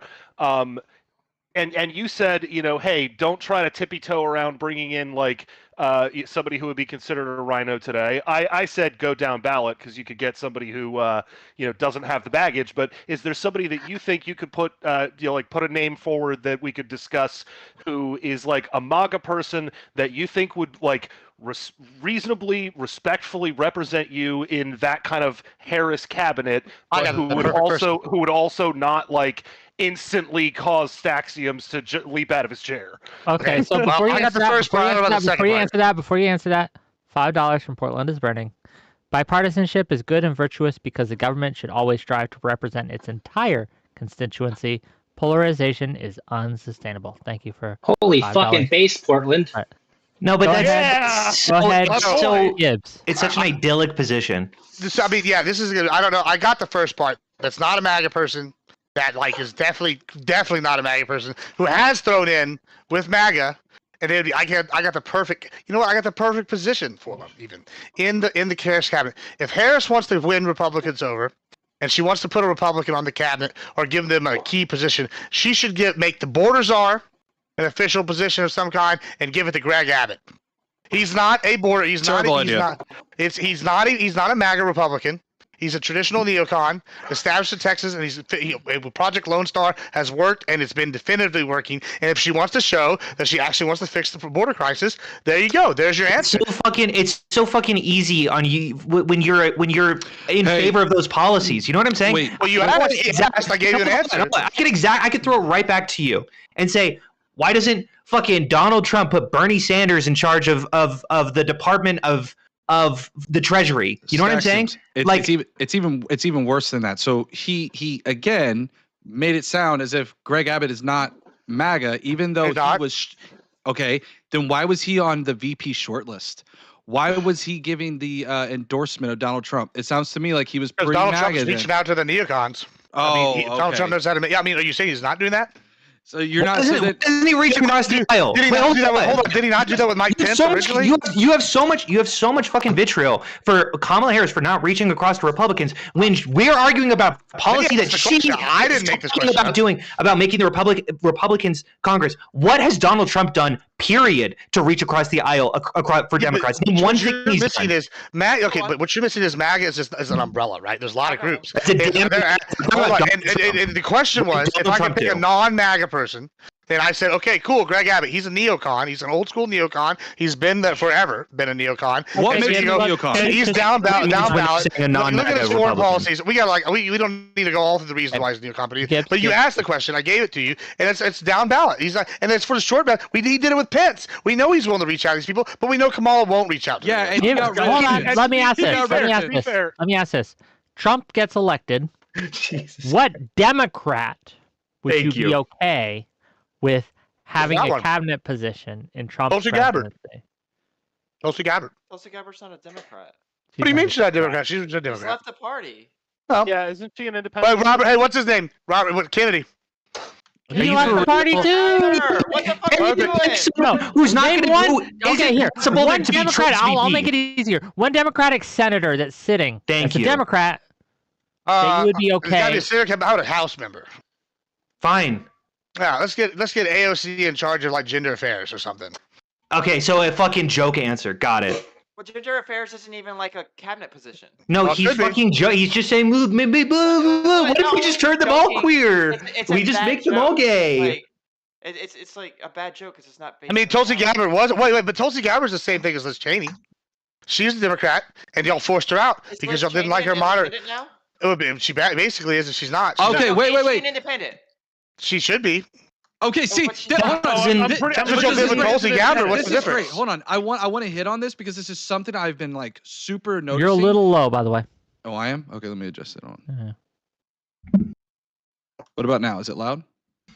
I'll turn you up, but go ahead. Turn me up. So what I want to say is this. I find it hilarious, and this is exactly why I said there is no such thing as bipartisanship on the MAGA aisle, because anybody who disagrees is considered a neocon, a Marxist, a socialist, A rhino. you name it. It's all over the board. So why is it then, can there be even a reasonable Republican in the MAGA party? No. Also, Liz Because Cheney the was moment not she's elected. mentioned one time. Have you considered Greg Abbott? Liz Cheney- He's barely. Hold a on, but Liz Trumpian. Cheney, y'all mentioned Liz Cheney, Right. and y'all bashed Tulsi Gabbard the same. Tulsi Gabbard is at least a city member. Liz Cheney didn't even make it again, so she's not even a Republican. And see, she this got, is the she funny got thing kicked about out. it, right? Is that I mean, that's This a is fair also- argument. wait, Tulsi Gabbard is not Let's- sitting. She's let's- she's let's- been let's- a representative for 3 years. Wrong Let's not side. So it's the forget- exact wait, same wait, wait. situation. Would you You're agree right, that RFK perfect. Jr. I appreciate and you, Donald buddy. Trump did not see eye to eye before? Well, Right? sure, They did not but see if he eye- puts him in the party- but when he but if he puts him in the supported party- Donald Trump, you loved him, right? I don't love him. I don't love his Okay. You policies guys at have all. been so You partisan, asked- you made Wick leave. Hold on, but here's what you're missing. Tulsi actually, it even works out even better if Tulsi Gabbard is not sitting. I wasn't aware, but that's my bad. She's over here. She got kicked out of the Dems, right? Liz Cheney got kicked out of the Repubs. So And basically, you have happily took her in when equivalency. she supported Donald Trump. And You y'all just happily loved it. take. You Hold ate on, it up, right? this is hypocrisy. What you do? Y'all are happily taking in Liz Cheney the minute she didn't support Donald Trump. Hey, guess what? I think Liz Cheney did the great thing regardless. Well, I think Tulsi Gabbard did a great thing isn't regardless. it interesting, too, that Liz Cheney actually supported a lot of Donald Trump's policies, and yet somehow she's an independent and a Democrat? This is wait, this have is a moving goalpost. Wait, I do want to ask. Oh, it's moving goalposts. I want to ask you something, Gibbs. Would you say that if a Republican voted Democrat, that they are immediately a Democrat, or would you still say that they're a Republican? Depends on what the policy was. No, okay. If a Republican voted for Kamala Harris, would they be considered a Democrat, or would they still be a Republican if they have Like voted just an Republican? average Joe Republican, like average Okay, Joe someone person who who's saying voted for Republican. Connor. Donald- Is counterpoints. He's not a Republican. Ah, there it is. Thank you. That's all I needed. He's not though. I mean, I'll die on that hill. Got it. That's But it. see, this He is doesn't like Trump. but he also doesn't have any other Republican policies. He's got. I've What argued are with you Connor. talking about, Connor? Are we talking about the same person? This is what's so funny to me is the Twitch is so far left. Like when you put like someone like me who's really actually a center righty, not even that far Get the left. fuck out of When you here. put- I am. This is how far You left call it is. yourself a Is that- neoconservative. Yeah, which is still as a center righty. I'm not a religious righty. I have like light issues on other like social issues. You could get me on a lot of those. I'm moderate. Here's the thing: whenever you put someone like me next to Connor, he's clearly a dim. It's like not even close. Like I just don't even know how y'all can. Because Even... you're not center right. He I is. am center. That's no. It's because y'all are so far left. Y'all thought that moderate. There we like, go. center You're lefties, proving my point. Y'all are so You're so far proving left. my Though the memes are true. Like when you see the lines and you see like people that were in the center and y'all took off running down this way, and these people are like, oh, I'm no longer. Yeah, I'm sorry. The center left does not mean they're Republican. The Okay. center left means they're still lefties. Cluck has That's been what trying- Liz Cheney. She's like, Hold she's on, You also work for Progressive Victory. Hold Like, on, this is hold a on, lefty hold on, group. hold on. Gang, Cluck has been trying to get in. I want to make sure that Cluck gets his chance to speak. Well, I mean, Look- I want to respond to Go Admiral ahead. right now. Yeah, You said respond to that we're Admiral all and then super give your lefty. talk. Yeah. Oh, you said we're all super lefty, but yet two of the left people on here was railing against Kamala Harris's wealth tax. We were railing against like Sure. we're not super left. Like I'm not saying all of y'all are. who's super left? I was railing against a rent control policy. Yeah, like rent control. We hate rent control. Like, I mean, anyways, we're in a situation right now where back to like bipartisanship. We're in a situation right now where the population is split pretty evenly. This election is going to be close, and I think that bipartisanship is required for anything to get done right now. And also, we have a situation where the Republican Party is split between, like Admiral was saying, the ones that are establishment Republicans and the new MAGA Republicans. And if we can bring the establishment Republicans into the left wing fray, we could have a much more powerful left wing party and hopefully drown out the MAGA Republicans' political I need power. Rick to Because that supply is, me with if more we can't do that, if MAGA continues popular gaining people on my political side of power, these this country is Twitch doomed panels because so they MAGA can get doesn't more live in talking reality. time. I have a question for It's you. like the third time this Hang on, guy's no, spoken just the real whole quick, stream. I'd like to- question. Oh yeah, Yeah. before questions and before you, gang. Remember, He's if like you the enjoy most this on my content, side. like, subscribe, give me money, subs on Twitch, super chats on YouTube, really help. Money. And I have a poll going in the YouTube chat on whether bipartisanship is good or bad. Vote in that poll. Okay, principles. Carry on. As the token independent on the panel, I do think it is important to remember that some of this is more about coalition building than, again, it is about strictly bipartisanship. So part of what you just said there had to do with, like, oh, well, we want to partner up with this group of, I'll say conservatives, for lack of a better umbrella term. It may be useful to remember, Staxiums, that calling people morons is not a very good way to endear yourself to them, and it's a pretty good way to get them to decide to coalition build with MAGA instead of with you. That's true. That's why we're building up the establishment conservatives on this panel right now. Yes, actually. I 100% agree. Wait, are there establishment conservatives on the panel? Where are they? Like, No. in our rhetoric. I guess I'd be the only one, but In our rhetoric, and it's not just us. It's the Bulwark. It's Pod Save America. We are building up those who are trying to on the right, who are trying to fight, go against MAGA. No, I wasn't criticizing you, and to be clear, I did hear Staxiums kind of address this earlier, so I'm not trying to be too hard on him. But yeah, that's right. Can I respond? Yeah, no, please. Go ahead, though.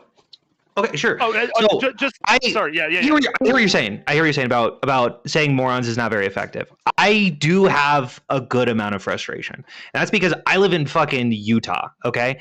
Every single goddamn day of my life is Your name's Hunter, of course you do, but go on. True, nice. Yeah. It's making inroads with conservatives. Like, I go over to my wife's family and they are diehard MAGA Republicans, and I have to go, yeah, I don't know if the COVID shot was like particular. Like, I don't really like that we kind of forced everyone to do it, but I do think that like COVID was like kind of dangerous, and I have to like talk about stories about my grandma who's like, suffering, and it's like, oh well, maybe, and then they just go, fuck all of you Joe Biden socialists, except for you, you're chill. But like all of these Marxists who are implementing the government, and it feels like I am the only one making inroads when they are just refusing to do so. And I get that like I'm in their bastion, they're not in mine, right? Like that might have something to do with it. But I do come on here and I'm like, finally, I can be a little honest. You know what I'm saying? Like, Snacks, this point you're making? Finally, I can be a little honest. This point you're making is exactly why I came. I rest my case. Okay. Falters wanted to say a few this things. point you just made is exactly inroads why with people. Of course, I'm lying to them about how much I. Of course, I'm lying. No, shut the fuck up. Just listen. You agree with this. When you make inroads with people, do you think Kamala Harris genuinely wants to hear Liz Cheney's opinion about the Department of Education, or is she really just like, I gotta fucking do this in order to win? Like, I'm playing politics just like everyone else is. Okay. Give it a second. We'll get to that. But Falters wanted to come in briefly, give his spiel, and then we're gonna. Oh, what's up, Falters? Yeah. Very quickly. The point you just made, Stacks, that's the issue. This conversation feels so intellectually dishonest, especially from you, Gibbs. For you to sit here and whine about wanting bipartisanship while voting for a candidate who literally yesterday and 2 days before that talked about turning the military on the enemy within, which were the extreme left, as he described them. In other words, people that don't agree with him or want to vote for him, is so fucking far from where the conversation has actually gone. Like, the idea that we would sit here and negotiate on a bill with someone who has no policies to put forth in the first place for some sort of bipartisanship effort, what are we talking about? We're talking about lunacy. That's what it is. Okay, and that's the problem. Pastor, hold on. We gotta respond to that. I would love to respond. I mean, like at this point, I feel like maybe this is sound bad about the whole state of politics in general when I say this, but I've gotten to the point at this point where almost no rhetoric phases me, on either side. I mean, just yesterday I watched a video of a former Harris staffer who's a professor saying that all men who don't vote for Kamala should be lined up and shot. So I mean, like, yeah, I feel like there's this rhetoric on each side that's pretty outrageous. Well, hold on. I'm not talking about a man saying it, like a random person. Yeah. There's nut jobs on both sides. Yeah, I'm talking about the leader of the Republican Party who has all of the MAGA Republicans in his pocket, which have control of the party right now. I'm talking about the person whose family runs the RNC. Like it usually is. I'm not talking about a random Republican voter. Sure. This is the man saying we should turn the military on the left. And you want to come on here and talk about bipartisanship as if the left is the reason we don't have it. Sure, listen. Show me that person, because I don't see that at all. I'll find it later. I'll post it. Okay, to you. later.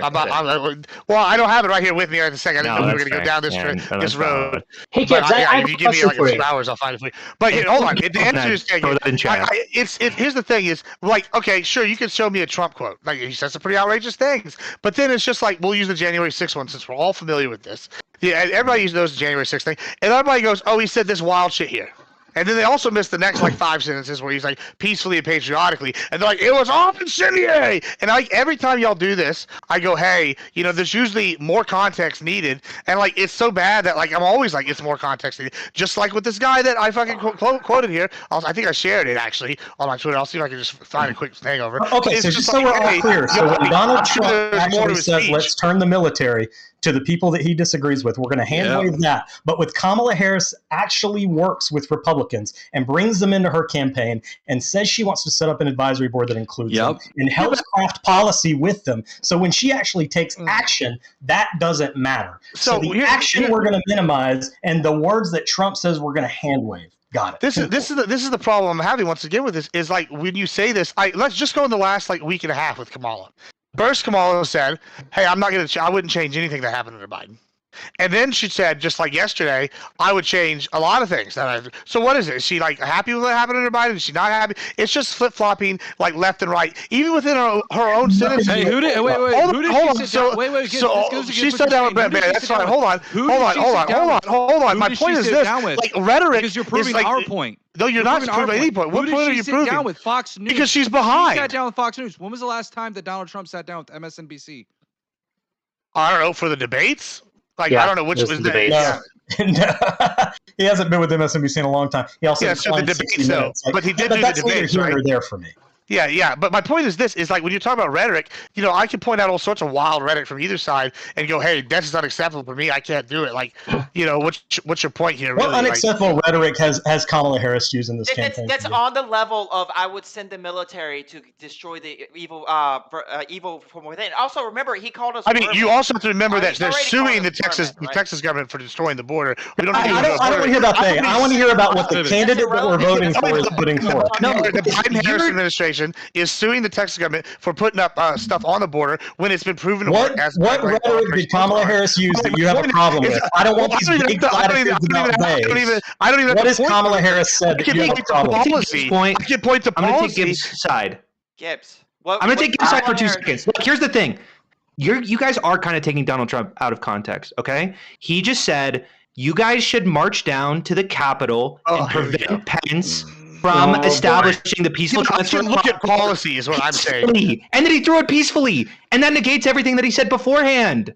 It's like, can you listen to peaceful policy? Okay. What policy, Gibbs? I can look at let's talk about the border policy. Why are they suing the Texas government?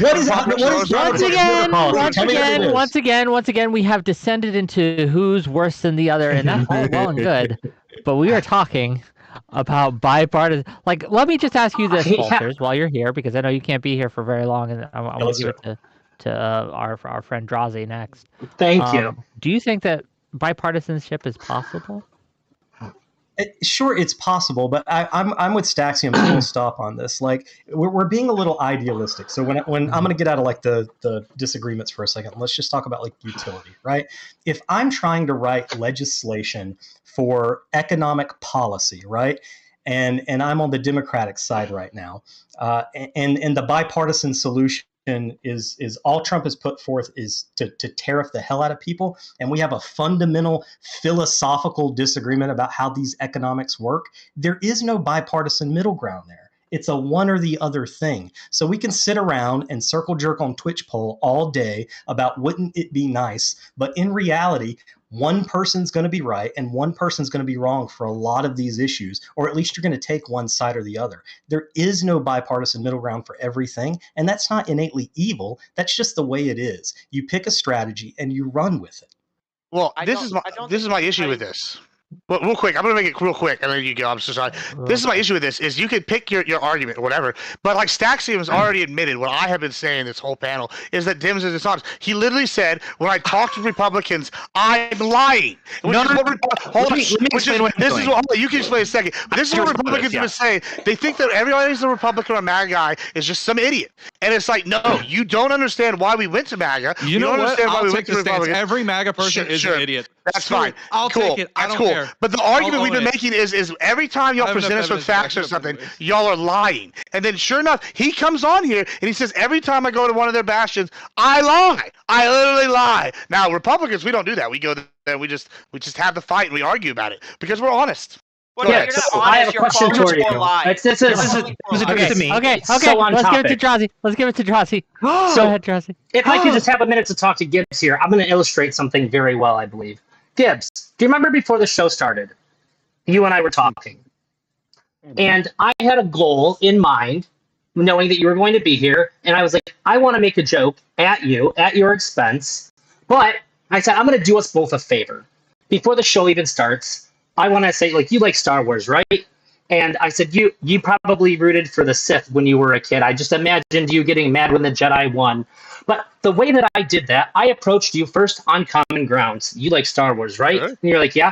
And then I got to make that joke, and you and I laughed about it, and then we talked about it. Do you see the difference in how I approached you? That if I just threw it in here as an attack in the middle of all this chaos, how that went down?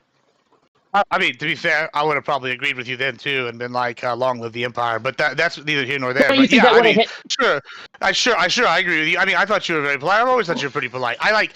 If the problem isn't that it's the approach. Just any specific, yeah, the approach. But yeah, because you're willing to engage, and this is the problem I'm saying is whenever everybody lumps everybody in MAGA, it says, "Hey." Okay, I have something. That's what bipartisanship is. It's a willingness to engage.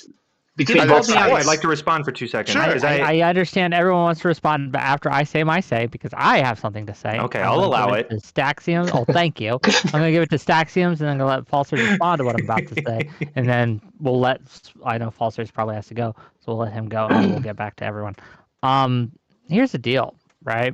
When you Falsers, we're talking about if you're writing legislation, like on tariffs or on economic policy, right? And you have it's binary. You either agree with it or you don't. And why would you ever write something that you disagree with into the bill, into legislation? And I understand the argument, however. But one of the reasons that you would is so that they will let you write legislation that you want in. So that's what compromise looks like, right? And you say, hey, we will give you this. We don't like it, but we'll give it to you. And if we do, you will give us that. I will show you how this has worked in practice when we look at the COVID relief bill way back in 2020, 2021 era, right? There was the SAVE Act, the SAFE Act, SAVE, CARES, something like that. I forget the exact thing. One of the things that the Republicans actually compromised with the Democrats on, I'm being bipartisan here, I'm saying this is something the Republicans gave up for the Democrats, right, is the Democrats wanted unemployment benefits in there that originally wasn't in there. But in order to get Democratic votes, in order to get Democrats to sign on it, they were willing to say, okay, well, we don't like this. We think it makes it bigger than we want. But if this gets your vote, we'll give it to you. There are times when we have to do that. And I think that the government works best when both parties do that. What it breaks down is when one party or both parties decide to stop doing that. And I think that's where we are today. I'll let you respond, then I'll let Staxiums go, and then we'll go on from there. I agree with about 90% of what you said, but keep in mind, I'm agreeing with Staxium's full position, full stop. And part of what he caveated in his position is what we're talking about is bipartisanship for the sake of itself, which is to say, if you don't have to, just doing it to do it. What you're describing is situations where the compromise is more of a necessity to get the legislation passed. And of course, we can probably agree that 10%, 30%, 50% good is better than zero, right? And so there are plenty of situations where that is practical. But that's not something. Okay, but the reason it's good, not just from a practical perspective, but from a I don't want to even say a moral perspective because it's not really a moral perspective, but it helps everyone feel seen. It helps all the voters feel like they're getting something out of it. So I am of the position. So even if we don't necessarily have to, it is good practice to do so. So then voters feel like they're heard and they don't have to win 100% of the time to get anything, right? What Wick just said is a principled position, and everybody who's saying that I'll do it when it's good for me and not any other time, you have no fucking principles. Why would the other side ever consider working with somebody like that? That doesn't. Then we'll go to Axioms. In a few years ago, there was a bill put forth to make insulin more affordable and available, and I believe it did end up passing. And a lot of Republicans voted against that bill. Should we, in the name of bipartisanship, join Republicans in compromising on that bill and make insulin less affordable so it has better optics for our political state in America? We passed it with bipartisanship, didn't we? Okay, the majority of Republicans voted against it. Yeah, this is passed it with bipartisanship. No, but that's the problem. Okay, wait. That's not really the point. Well, if I can. Okay. I was going to say, because that's a big issue too, is like when we look at a lot of these different bills, keep in mind that Kamala Harris had to cast the most tie-breaking votes of any vice president.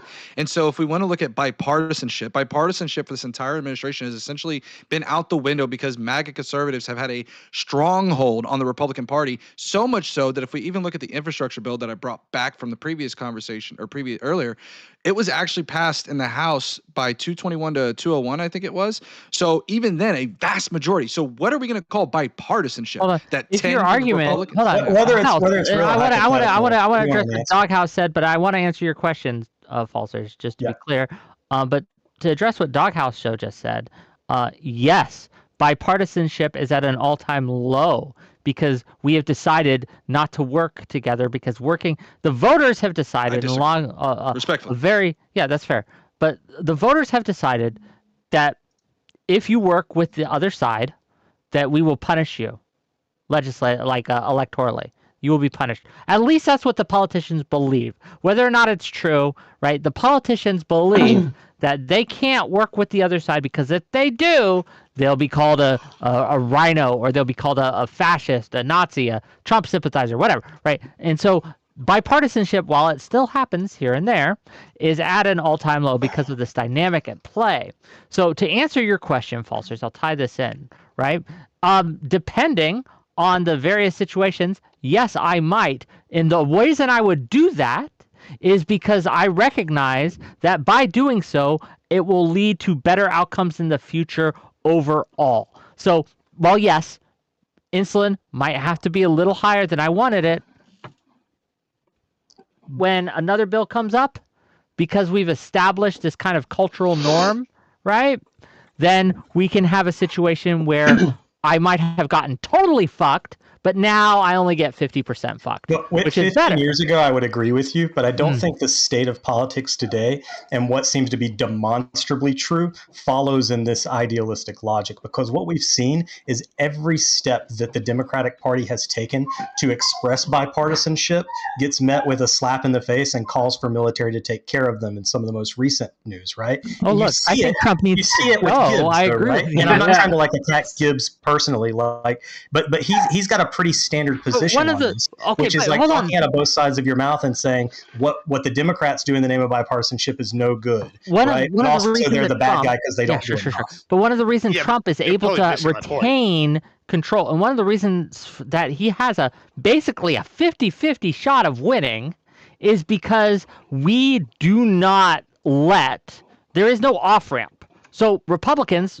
believe Of course that there they is. have There's no no way Liz you think Cheney's, that. there's Adam There's Kinzinger, Republicans like, of course there believe that they have no one to go to, because look at the shit that Kamala has gotten for even suggesting this cabinet No, position. they don't It's want. They don't also want to join the Wait, the Democratic Party. They want to stick it to them. No, that's not true. I This is what- disagree. I disagree. This is the part you're skipping over, though. Is like I keep talking about the factions, right? And this is why, like Doghouse Show and others are saying, "Oh, the reasonable Republicans," because they're pointing to a faction they like.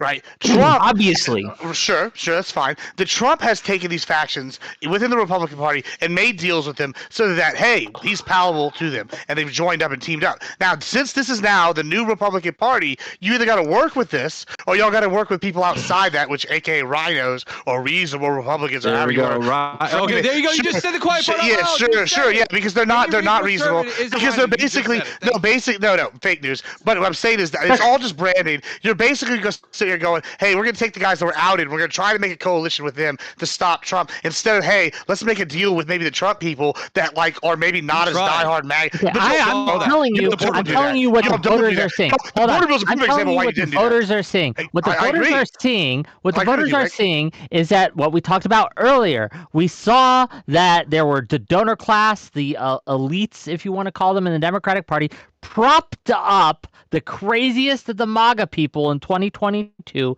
because they thought it would help them win. They funneled money into the craziest of the crazy because, again, the voter sees this and think, we have the issue in front of you. You just failed to identify the issue. Listen to what Gibbs just said. He just called the Democrats that Gibbs is crazy. I don't work with the Democrats rhinos. That's all the MAGA people, though. Because they're all the MAGA people do it. The moment we try the bipartisanship, that's like the Baptist joining the ISIS. Cast them out of the party. Like it's a wasted effort. No, that's not what just happened. This isn't the political world of 15 years ago. You're basically picking like the same thing as when the Ba'athists after Saddam got in bed with ISIS, right? Like they're basically two fallen parties. They're sitting there going, hey, we're gonna team up with these guys, and maybe with the small group of them that are still left, we could take on. Like instead of, hey, let's actually deal with the MAGA people, which is a very large like group of people, because there are MAGA people that would work with y'all if y'all were honest. The border bills brought this up earlier. They offered a better one in 2018 that the Dems rejected just because the DACA wasn't on board, and then it got rejected again. It wasn't and just DACA. because DACA It was DACA. Not just because DACA. It was 100% because of DACA. No, there was a lot of that bill that the Democrats didn't like. But sure. anyway, you're talking about HR 2, right? Yeah, I got it. Yeah, It's fucking insane that DACA is like your limit for like where the reasonable test for Democrats is. Like, oh, they wouldn't even let DACA in. Are you fucking, that's how warped we are? That is the most popular policy in America. Hold on, I want to hold on, because Staxiums. Yes. You've been called a liar. Oh yeah, I would love to respond to that. He called himself a liar. He called himself a liar. Hold on. Can I ask a question real quick? Real quick. It's a yes or no question. Is there Is this anybody directed on to this panel? No, it's directed to everyone that's pro bipartisanship. Is there anybody that actually thinks that we should be bipartisan with or a MAGA right now? Like in hell no. I say no. I don't even care anymore. Aren't you It's all the way? both of them. Yes, but much prefer. Yes. But I prefer the more. Okay. Then cool-tempered. Hold on, I want to hear Principal's answer to this. Principals. Well, and I was going to say, I think the only two people who are eligible to answer that question based on the way you posed it are me and Elder. So, Drazi, thank you for standing up there. But I would say yes. In fact, I posed that to Gibbs earlier. He gave a more restrictive answer than I asked for because he specifically said I went non-MAGA and I went down ballot. And I said down ballot was my suggestion. You can pick whoever. And I actually suggested pick a MAGA person that you think would be reasonable to work with, who could compromise with Democrats that wouldn't make Staxiums jump out of his chair. Maybe we won't find that person tonight, but yeah, I'm open to that idea. Okay. I mean, I tried. I gave as close as I could get. That was non-MAGA that was good on this issue. Okay. Staxiums. Yeah. Let's get back to you. So I say your name and I apologize. You go.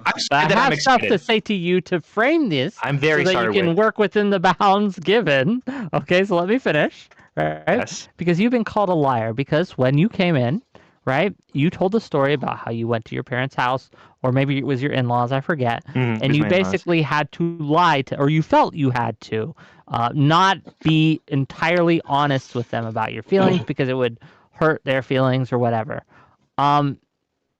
What, or do you not see that perhaps that by doing so, right? By doing so, it does, because people can kind of sense sometimes when you're holding back. So they wonder, what is he not saying? What is his real feelings? And I don't know if they watch my show, right? But how would you feel if one of your in-laws were watching right now, or one of your parents, and was like, oh man, has he been lying to me the whole time? Sure. So I'm studying to be a math educator, a math teacher, and something that we talked about in class sometimes is that you kind of have to teach smaller and smaller. Education is really just the art of teaching smaller and smaller lies. Like an example is we tell kids you can't take the square root of -1, or you can't use infinity in math. That's a concept, not a number, right? Like all of these are like technically falsehoods. They're absolute lies, but these are children who have tiny little brains and don't understand the words that you're speaking.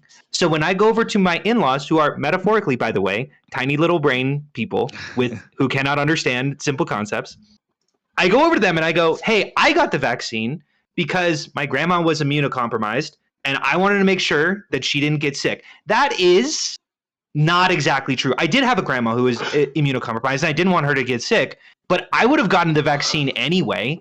I'm telling this story because I'm going, hey, you know this compassion and empathy that you feel for grandmas? You can extend that to everyone in the country, actually. And maybe you might infect other people's grandmas. I know that's a difficult concept. So I'm essentially lying, but those lies are a way to teach truthhood to people who have simple little brains and cannot understand basic concepts. So you don't see why maybe someone might have a problem with what I was saying about calling people morons. Of course. This is so good for winning hearts and minds. I was like a second away from chiming in to support you, Stacks, and then it had to be about the small brains. I have a very similar story as someone who, for a long time... Tell us how you also lied to parents and I didn't lie about grandma, okay? But anyways... hey, grandma was real. I did have a grandma. And she... Okay. I got you. No. So I grew up conservative my entire life. My parents would watch Fox News every night. Okay, I was indoctrinated with Fox News. Well, here's the thing. My TikTok, my dad shared a TikTok with me. Well, what TikTok likes to do is when you open up TikTok on your phone through your account, they then start to get videos from your TikTok. Well, if no one's seen my TikTok, selfish plug, it's been pretty hyperbolic with a lot of pro-Kamala stuff. And imagine my dad, who is pretty pro-MAGA, seeing me simp for Kamala. His jaw about hit the floor. And me and him had a conversation with it, and I had to talk to him. And it's so difficult for me to have these conversations with him because I feel like a lot of the times they do just watch Fox News. I understand that. And I think a lot of the ways I want to be generous here, okay? I do think that a lot of MAGA conservatives that are normies look at Trump from the 2016 to 2020 lens. There are a good chunk that also look at him from the 2016 to 2024 lens. And so I try to talk to my parents and explain to them, but now I am blessed with my mother sending me about 100 different clips showing Kamala Harris and why she's not African-American or she's an Indian. So it's been pretty wild coming out of the closet as a... Can I just go real quick? I just want to jump in here real quick. No, you can't. No, you can't, because I want to talk right now. So sure. No, you I want to go after you. please. You can go after me, right? Wick, you may continue. Yeah. No, thank you, Stack Seems. I appreciate you. Am I just the odd man out here? I don't lie to my relatives or anything about my beliefs. I don't like sugarcoat it or something. I just no. So if I don't. may, Hold on. I don't think that my Republican family members are small-minded adults. No, there's a couple who are small-minded adults, but they're not because they're Republican, right? They're just okay. There's a couple, okay, but I've also told them that as well. So I think it's and a little important. kind of. Oh no! Stop! Sorry. Stop! All of you. Okay, let me tell my fucking story on my fucking show. Okay, right? Like, look, it bothers me, right, on a fundamental level, right, on a principle level, that this is how, because I'm certain that you guys are not the only people who do this, and I'm certain like it's not only Democrats who do this. I'm sure Republicans do this too, right? It's just fundamentally bothersome to me that we're telling other people these benevolent lies, like these, like, oh, you know what, the knower of things, am going to condescend to you, to give you the truth, but only in the snippets that I think you can handle. That bothers me, and I want you both to answer for your crimes right now. Go ahead. I can absolutely answer for it. Please. My parents, I would have to sit down and have a 5 or 10 hour lecture to try to explain to them everything that I see on a daily on Twitter. Okay. And to be clear, Twitter is not something you should take as news, but it's the best way. And I'm on there all the time and I see all this shit. And I see literally every little tidbit of like a Trump rally. Trying to go through and explain all this to my parents, who literally all they do is turn on Fox News. It's not to say that they're small-minded. It's that they are what are called low information voters. They don't have a lot of information to work on. And to make them highly informed voters, I'm going to have to sit there and have a very long conversation with them. And so, yes, you try to give them a little bit at a time and say, hey. That's fundamentally different, right, than what Staxiums was saying. And what you were saying, to be clear, right, Sure. is I'm full-throated supporting Kamala. My everyone around me who is MAGA, in my family circle, right? They know I'm full-throatedly supporting Kamala. It's not going. If they got my TikTok, I don't have a TikTok, but if they did, right, and they saw all this, it wouldn't shock them. No jaws would hit the floor because they know my position already. They know. They're aware. That's the key. That's the key issue, though, right? Is that you have always been, from what it sounds like, and been honest. Very transparent. Yes. My father almost punched me in the face at a restaurant because I called him retarded for voting for Bush. All right, but I'm with you, Wick. But that's we go to war in my family. family. It's not that I'm lying to my parents. Let's be abundantly clear here. It's that I have been conservative. I've never told them. I don't think you can lie by omission, but if that's what you want to call it, that's fine. But I'm not sitting there. The problem is trying to initiate these conversations. There's a social stigma that I have felt that coming out as a liberal, if you will, even though I'm voting for Kamala, I guess you can call me a liberal if you want, coming out in that manner comes with a lot of questions. And now as I see my parents are asking me a crap ton of questions. Well, why are you doing this? Look at this video, this and that. I didn't want that. I've always wanted to kind of keep my political views separate with my parents. I just never wanted to engage with that. That's just me. That's not what I advocate for at all, just so you know. Yeah, that's like talking talking about straight up lying. So I'm curious. Wait, hold on. No, hang on. I actually want to dive on the landmine for Stacks on this one because I think you may appreciate my take here. I don't co-sign Doghouse, but I disagree with you, Wick, because right around when the pandemic was spinning up and the world was getting crazy, I was spending a lot of time in Norway with some friends and family of friends, and that whole situation is complicated. We don't need to get into it, but the long story short is I was dealing with two groups of people in Norway as, an American, and the circumstances were kind of politically awkward because on the one hand, I was dealing with folks who would walk right up to me and be like, "Oh, I heard you're American. Do you hate Trump or are you a Nazi?" Like, just like those are your two options. You either hate Trump or you're a Nazi. And then the other group, and this is what makes this really interesting and flips it on its head, was I had some friends out in Oslo who you'd walk up to them and they would be like, "Hey man, aren't these lockdown restrictions like totally bogus? We're gonna catch a boat over to Sweden because they don't make you wear masks and stuff."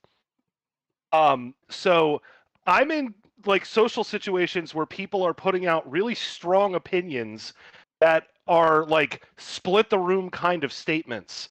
And I think what Stacks was driving at is that when there is someone in your presence that you know is going to make a comment that intense, like, "Do you hate Trump or are you a Nazi?" that you may couch that a little bit and give them maybe not your honest answer, but something that is going to help you navigate that circumstance. You can say and a truth open their mind diplomatically, absolutely. You can say so. You don't have to call them like. Well, again, I don't think he called himself a liar. I think what I'm saying is I'm delivering falsehoods to tell truths, which is another way to say that I'm telling truths. No. Wait, can I say You something? just don't like my artistic of framework. I you. think you agree with everything that like I'm to go saying. as soon as you get a chance. Can I say But something? could I? Sorry, real quick. Wick. I was watching like a Destiny video, this was like a year ago, and I noticed he did something that I found really interesting. And I'm wondering if you agree with his approach here. Okay, he was talking to a conservative radio. I forgot the fucking video, but he basically was talking about transgender healthcare. Okay, and he was saying, "Hey, I'm frustrated when politicians tell doctors what they can do." Okay, right? And that is an avenue that a lot of conservatives can approach to transgender healthcare and go, you know what? Maybe we should have doctors tell what to do. But if you ask Destiny, he'll probably go, well, that's kind of a lie. It's kind of a lie because the politicians tell doctors that you can't put rattlesnake venom in fucking syringes, and that's good. That's good, actually. But sometimes you have to appeal to the conservative framework for them to understand your perspective. And I'm wondering if you feel like that. Here's my stance. And I see you, Gibbs. I see you. I promise we'll get it to you. I promise. And I see you, Cluck. I promise. You can appeal, and if I'm trying to speak to someone who is much more conservative to me, I will absolutely try to speak their language, but I will not say something I don't believe, unless I'm steelmanning, right? And then I make it obvious I'm steelmanning. Like, okay, I'll steelman you for a minute, whatever, right? But I will say things in a way that I think that I believe. I will, again, speak their language when doing it, but I will absolutely say something that's true. The problem with falsehoods to teach truth is once you get caught, not really believing what you're saying. Hold on. But did you listen to my anymore? But if you listen to my example about my grandma did exist and was immunocompromised and was failing, or her heart was failing, and COVID would have killed her a lot quicker than it eventually killed her. I was telling that story as to why I cared about vaccines, which is kind of true. I do care about COVID vaccines because I want to ensure that grandmas don't die so quickly of heart conditions. And I was telling that view through a true story, but that true story kind of encapsulated as if that was the only thing I cared about. But that was the only thing that I framed. Well, no, that that's position. not a lie then, because you actually cared about it. When you're saying it's not a lie. Did you think that I didn't care about my grandma? I don't know what. You said that you were lying to your. This is your words, that you lied to your parents. No. That's what you said. What I said was I was lying that was the reason I got the COVID vaccine. I got the COVID vaccine because I didn't want any parent, any grandma to die. Then say that. No, but like. Do you understand what I'm saying? He's lying right now. Is what it is. Like, I mean, like, I don't think this is nearly as much of a radical take as you guys think it is. I think that you guys are hearing specific words that I'm saying. It's a radical take, but that's the problem. It's not a radical take. It's a fairly normal take, but that's a problem. Yeah, I don't think the conservatives during COVID is a radical take. I think the conservatives during COVID proved that they didn't care about people's grandmas. Remember, but y'all didn't care about businesses dying. It's only killing 80-year-olds. Remember that? Yeah, it's only destroying businesses, and businesses owners are committing suicide at a high rate. But anyway, listen.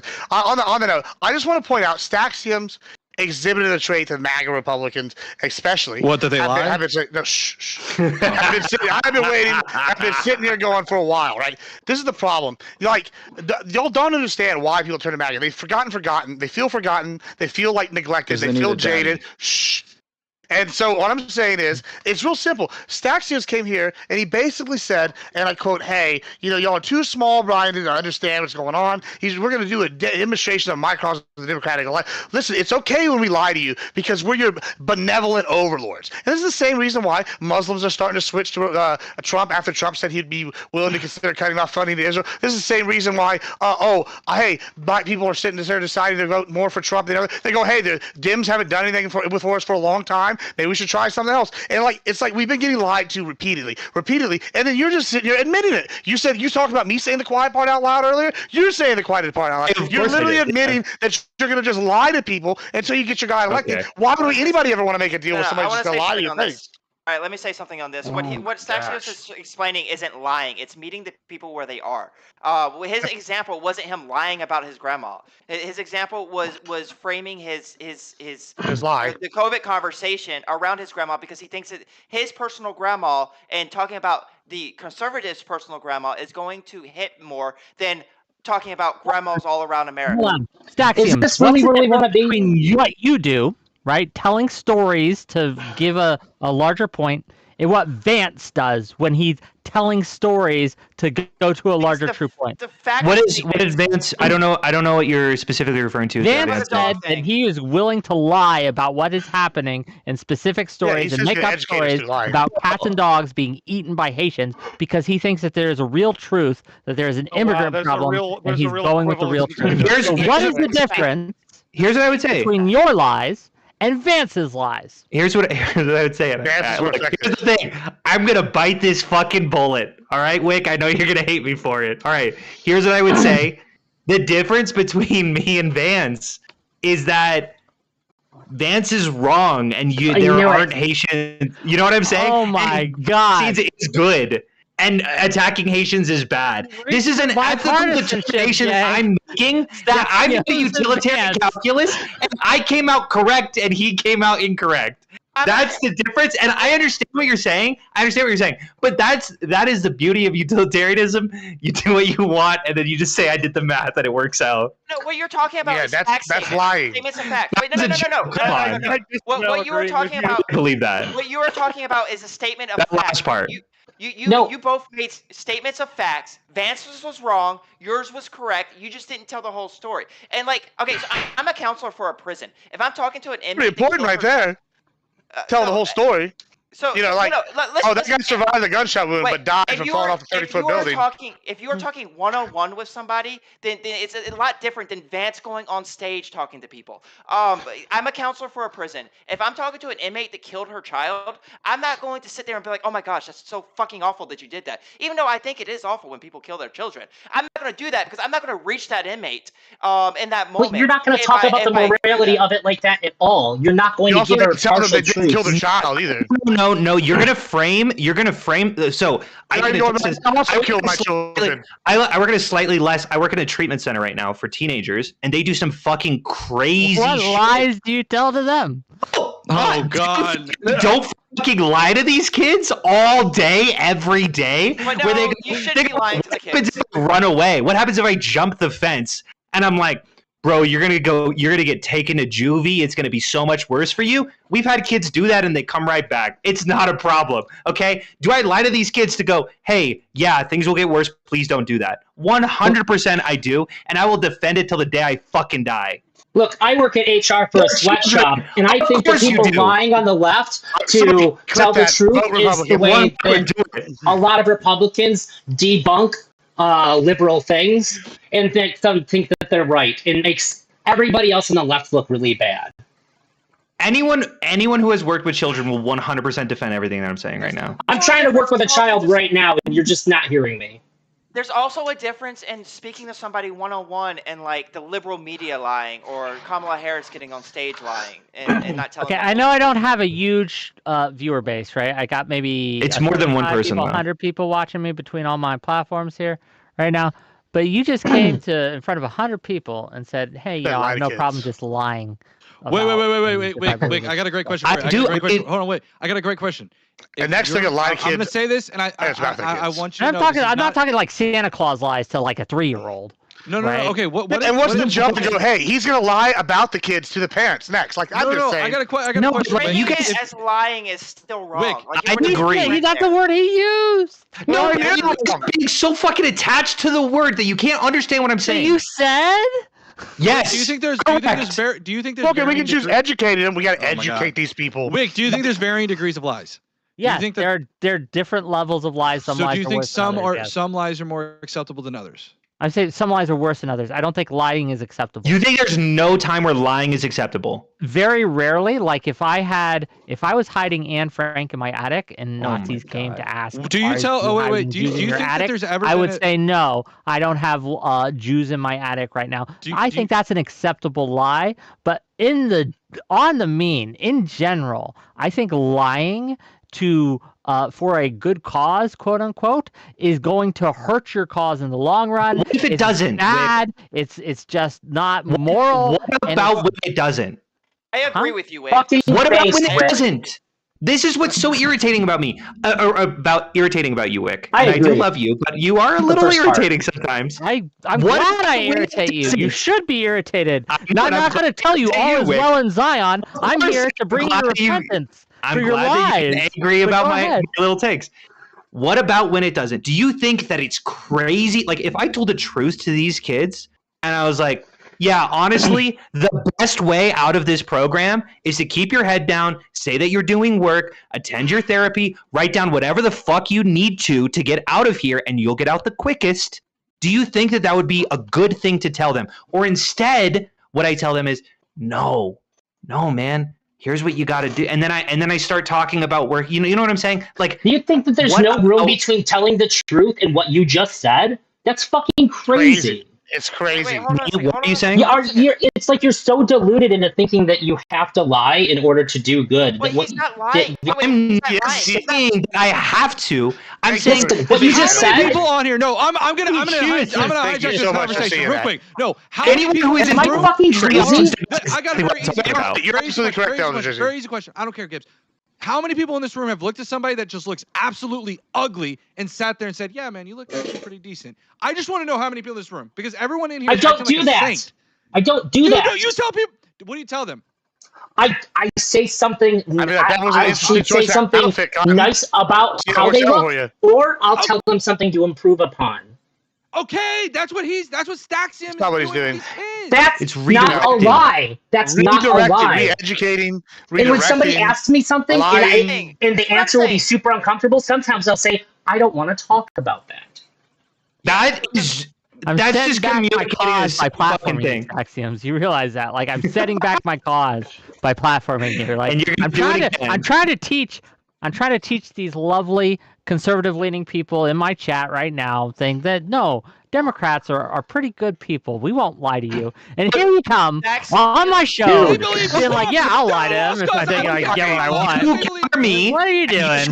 Then they tell us we're crazy. People, Hold on, and but it's working. No, but then you tell us right after this. So this is what's crazy about this. So my family, everybody in my family like has doctorates, right? They're all highly educated people, doctorates or masters, all really highly educated people, very smart people. And then y'all would sit here and go, well, since y'all are voting for Trump or you're MAGA people, y'all are morons. But I know they're more highly educated than most people. No. Hold on. And then Hold on. Then you're gonna sit here and go, hey, we're benevolent. We need to educate you on the area ways. There's no Gibbs, way we do can you make think- it. We can make a bipartisanship deal with anybody MAGA because y'all are all crazy. No, And hold we're on. gonna sit here and go, one, they're lying to us. He admitted they're lying to us. Two, they call us crazy. And three, even That's if we not could the make a deal with them, we can't because they're So- so disingenuous. Here's my problem.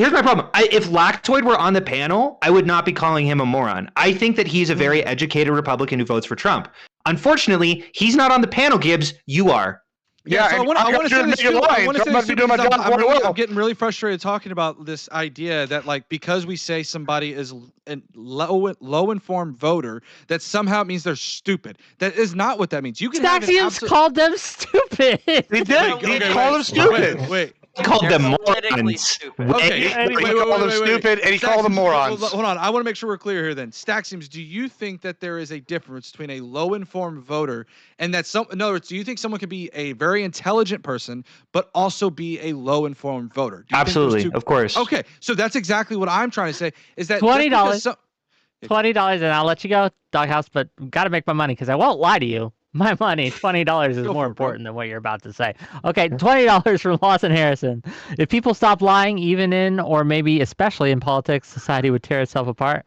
I don't think so. I think that you can base tell as the fuck. truth in diplomatic ways that aren't lies, right? I never lie. Jesus So go Christ. ahead, Doghouse. I interrupted you. Go ahead. No, you're good. Yeah. So all I'm saying is this: is like, look, when we mention low-informed voters, you could have someone's the smartest man in the world, makes the most amount of money, they're great at business, but they can suck at basketball. It doesn't mean that they're a terrible person. You can sit there and say. So then when they same tell you thing something about the economy being bad, you're like, well, the jobs report, but you don't know shit, even though they clearly are good at business and have owned several businesses. You're like, nah, you don't know. That doesn't mean they're an economist. Oh, okay. Yeah. God. Yeah. Makes a lot of sense. Do you think wait, Gibbs. Do you think there's a difference between Yeah, it makes a lot of doctor sense. who's a heart surgeon versus a brain surgeon? Do you think there's a difference between those two? Sure, but I think think that if someone owns like 3 or 4 businesses and they're sitting here going, "Hey, I made a lot of money. My employees are suffering. The average person is suffering from inflation." They might have an economic opinion that is accurate. Oh, it doesn't mean they're economists. It means they're an economic expert, though. Gibbs, It's what cold you're doing outside. Right now, Gibbs, What's going on with global warming? Gibbs, right now, what you're doing is reflecting why we think that people like you are politically dumb. You're using an anecdote. And you're proving me right. Being honest. You're proving me right. Yeah, I at least you be applaud honest. your audience. What's funny, though, Go is ahead. my audience would also argue that I've been proving exactly what I've been saying, which is what I came here to do. He's a liar. Them's are liars. You're sitting here saying that we're all dumb. Whenever I say I give you examples. No, hold on. I can give examples like of the border. You said we were wrong on the border. I guess what you're right. Economic You can give an example of an illegal immigrant. You literally are going, hey, hold on. You're literally going, hey, hold on. You're literally going, hey, this guy's right, but he's a moron, even though he's right. Wait, Gibbs, earlier Stacks literally made the argument. The guy wasn't right because he was right. He was right because he was a moron. That was your stories. It was so stupid. Stories. Gibbs, we all have stories. You're missing the point. You're literally saying this guy's right, but he's a moron because he's right. No. I didn't say you were right. I never said you were right. No one's saying you're right. I mean, it's clear I am right on these issues, and that's okay. just Wait, sad. Gibbs, can I ask you something? Stories. Gibbs, do you think that with Donald Trump having been a convicted felon, that he knows how to commit crime? First of all, that was a lawfare. Second of all, that's pretty good. That's pretty good. I would argue that, yeah, as any kind of multi-billionaire, they're probably very well versed with how to do tax codes. I wouldn't call it a crime, but that's why Donald Trump came out in 2016 and said, "Hey, guess what? I know what they're doing in the House is because Hillary Clinton and the Dems did this and made it this way, and I'm definitely going to take advantage of this." I need to ask the panel. I need to ask the panel and to chat, and I'm dead serious about this. What are the ethics of me clipping Mr. Staxium's here about his lying comment? Do it. It would hurt me politically, but it's How are you politically? You're calling it out. It was such good content. You're calling it out. You're like, hey, I call out liars. That's why you turn up to WIC, and that's why you can still vote out Democrats. That's why you can still trust Democrats, because we'll call each other out. Well, hold on. I think it's liars when Republicans won't. I think it's unethical only because when you listen to his examples, he's not actually lying. That's so dumb. He absolutely is lying. Exactly what. No, because we are being so I'm using the term lying very liberally. No. We're using the term lying to call you a liar because you explained how you fucking lied. What is this? Is the craziest shit I've ever heard. You literally broke down how and why you lied. Like, but it wasn't lying, right? Yes. What the fuck is happening? Hold on. You are fucking insane. You're about to explain how what you said isn't what you said. No, on a binary level, if truth or lie, if you have to clump it into one of those corners, yeah, I said, yes, technically what I'm doing. It's not technically, it's just what it is. You're couching all these, you're having it with all these terms. There's no spectrums that possibly exist when it comes to telling truths and telling stories and having conversations. It's just, did you tell the truth? Did you, like, every time you fucking tell a story, you have to say, there's a tree on the top, on the southwest corner, and there was the sun in this corner, because otherwise that it's a fucking lie, because it's a lie by omission. Is that what you're saying? There's no spectrum in this. Yeah, you're lying by omission. Yes, you are not giving all the information on purpose, or you're reframing something on purpose by including true elements in order to mislead somebody.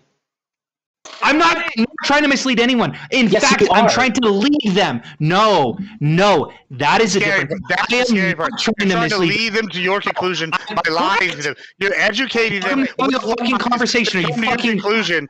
Because they know your conclusion can't be supported. I am not trying to mislead them. That is the difference. I am trying to establish. Here is how I feel. You're trying to lead them down the hell, maybe. Like, look, I tried to say this. Empathy. This is why conservatives they just fucking they rail against like the ability to have empathy, because it's like, why the hell would I listen to you? You're just trying to guide me into how you feel. I'm not conservative, right? Can I ask a question? This is not a bash. This is actually like you sound like some of the best gaslighters I've ever known. They were big old guys. They were very good, at gaslight women. They would literally do something to a woman, and then they would turn right around and be like, "No, I didn't." That's what you're doing right here. You're gaslighting these kids. You're gaslighting people, and they're voting for them. You see what you've done? You've made me agree with Gibbs while he's using the term gaslighting. Shame on you. I got a question specifically for Wick. If you were to DM me, if you were to DM me and you were like, "Yo, well, Cluck, why do you always want to come on my panels?" And I'm like, "Cause I have fun on your panels." But like, also, I'm trying to snipe conservatives to talk to. Gibbs, check your DMs. Am I lying because I didn't say that part? If you actually have fun on my panels, and that's one of the reasons you come, and that's the main reason you come. Well, that's exactly sure. what. No, but if it's not the main reason, then no. No, look, Yes, we wouldn't have if known the you were main lying if you reason, didn't tell if us. 90% of the reason you come is to snipe conservatives to talk to on my panels, and only 10%, then yes, that's kind of lying. What if it's like 50-50 or 45-50? Then you're fine. You're fine. I think. Okay. But if like, so for example, if I'm trying to woo a woman, okay, there's a woman out there that I'm like, hey, I want to dip my wick a little bit, okay. You know, I have an example. Okay. This and I'm got like, creepy okay. in a hurry. Gross, Wick. Yeah. Yes. You're welcome. But and she's like, so why are you talking to me? And 90% of the reason is because I think they're sexy and I want to have sex with them. Okay.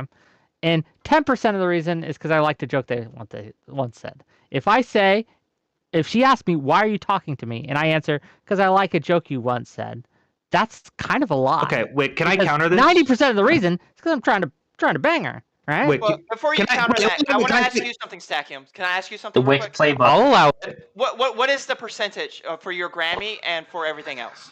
What was it for that? Oh, well, hold on. You're gonna disagree. You're gonna hate this. Okay, never mind. Fuck you, Stackham. No, Stackham, I want to hear. Go ahead. Wait. I like biting bullets, so fuck off. Here's an example I'm gonna use. Okay, I already said I worked in a treatment center. Okay, all of these kids go. You're only here because of your paycheck, and I go fuck you. No, I'm not. Okay, because I had a job in IT. Okay, I had a job in IT and I got paid 3 times as much as I do here. But I fucking hated working in IT. I felt like I didn't matter in the world. I didn't care about it at all. And I found a different job that I would care about more. Now, that is true. But here's something that I kind of couched. Would I show up if I didn't get paid? No. No, I wouldn't. So did I lie to those kids when I told that story? You see what I'm saying? Like, I don't think you should that's tell fair. those kids, because there's an answer to this where you don't have to lie, right? They Where I say, say that. the only reason you come here No, because you you don't haven't have a fucking- paycheck. You say, yeah, if I didn't get paid, I wouldn't come, but I also care about you and XYZ ABC. If you believe that, right? It's like I agree that if I were talking to even a slightly mentally competent 16-year-old or above, 100%. These are 13-year-olds whose brains afraid of the Republicans too. Drugs and cut themselves every night. They need a little bit of reassurance. You framed that for the Republicans too. Lie. Yeah, you literally hold on. You literally didn't give the Republicans credit enough. You're like, oh, like I know that Doghouse is kind of talking about low issue. Yeah, you voters. just told everyone that you that's you different. think the 13-year-olds can't handle the truth, so you lie to them. And so you're doing the same thing with adults, though. You literally just said you do the same thing with adults. If you listen to the example, or like lie to them in order to come to your conclusion, and these are adults who some of them probably have degrees, highly educated individuals, are capable of understanding these concepts, but instead you choose to lie to them in order to gaslight them to your point of view. The craziest thing about what you said is essentially your argument is truth. All right, I didn't lie. I'm not afraid to look her up. No, look, can I explain something here that I think is really silly to me? Wick, what do you do in this situation? Okay, you have somebody who just ended up Minecrafting 2 people. Runs up to the tallest building in the city, goes to the ledge, and the cop is sitting there looking at him, and he starts crying. He goes, hey, I totally just did this crime and this crime and this crime, and I just Minecraft 2 people. I'm done. What do you say? Do you sit there and go, yeah, you know what? Yeah, you did. And yeah, you're probably gonna just go off. What do you do in that situation? That's a good question. You don't think it's ethical at all to lie? Do you think it's ethical at all to say, why would you have to lie? It's okay, you're gonna be okay? I wouldn't lie to that person because you don't have to lie. Shut the fuck up. God damn it. I swear to God. You're like, oh, well, what I would do is I would just do it in a nice way. I would say, yeah, it was really fucked that you did it, and you're going to go to jail for the rest of your life, but I would say it nicely. And it's better than dying. Or we can just drone strike him. You don't even have to say that. Of the building. It's like anyone who has ever actually existed in these spaces knows that it's a little bit more complicated than the way that you guys are portraying it.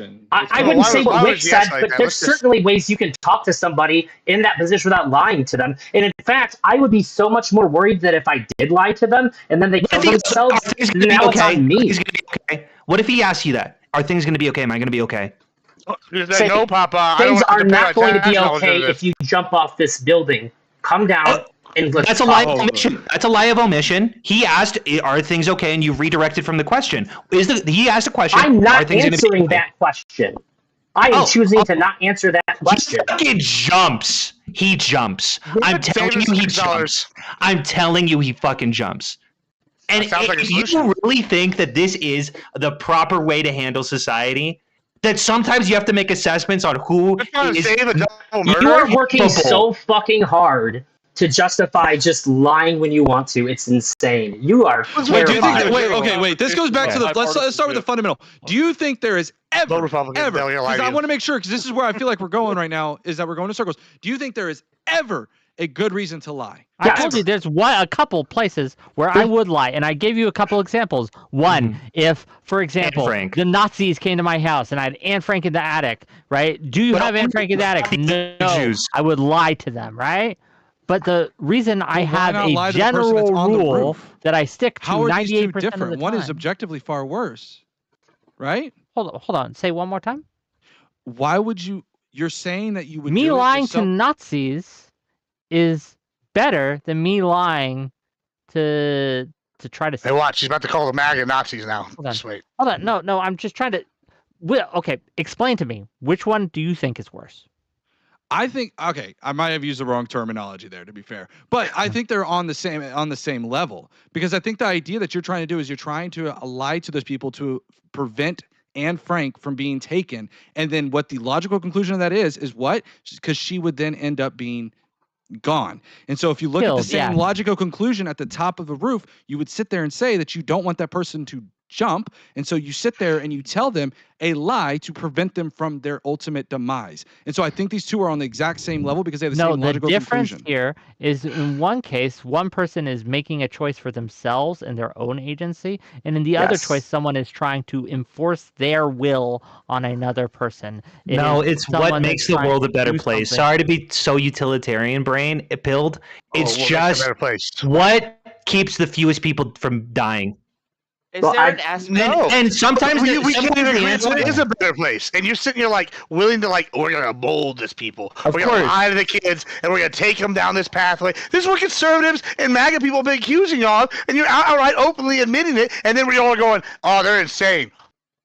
It's crazy. Of course, it's crazy, bro. You know who's crazy? It's y'all. Because y'all are sitting there going, "Hey, we're not doing that," and then turn right around. Y'all are insane for thinking that. MAGA has no room to talk about lies. Flat out. I don't care. I don't want to hear MAGA talk about lies. They have no room. Can I ask Wick a question? Just for the sake of our own transparency, us and people we're running here, to the end, by the way. But go ahead. I think the other appropriate example to lie is, let's say you accidentally flashed an address on the screen, and somebody said, "Oh, hey, is that Admiral Gibbs' address?" And you did, in fact, do that. It is your responsibility to say, "No, that was not." Yeah, that's definitely something where why would you lie to that? Why? I want to know the why. Why would you lie about that? What's the reason? It is a noble lie. What do you think I'm doing? What the fuck do you think I'm trying to stop a kid from cutting himself? There it is. That's what I'm trying to say. Do you not understand the difference between protecting someone from someone else and protecting someone from themselves? That doesn't. I don't believe in the distinction. I don't know if I believe in the distinction. In the example that I just gave, you are forced to lie morally. No, you said it. In the example I gave, that Wick agrees with, that you should lie, I have to lie to protect Admiral Gibbs from my mistake. I don't want to lie. I find it abhorrent. Now I have to do something I don't want to do, which is to lie to protect him from my actions. He did not fuck up and dox himself. I fucked up and doxed him. So now I have to lie to protect him. Okay, gang, it is 8 o'clock, a little past 8 o'clock.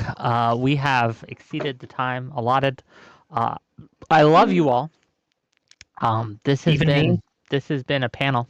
Okay, it's a panel. That was lying by omission. He didn't want to answer that question. Panel. It's been It's been a panel. So, gang, if you've enjoyed this show, or if you enjoy my shows in general, can you hit that like button? And you hit that subscribe button? Bipartisanship was the topic today. Well, here we are. Gang, I'm going to give all these individuals a chance to shout themselves out, to tell you their closing thoughts on everything we've talked about today. So please, when they do, click. I have all the links in my description on my YouTube. Click their links, give them a follow, things like that. If you enjoy my show, you want to see me do more shows, donate.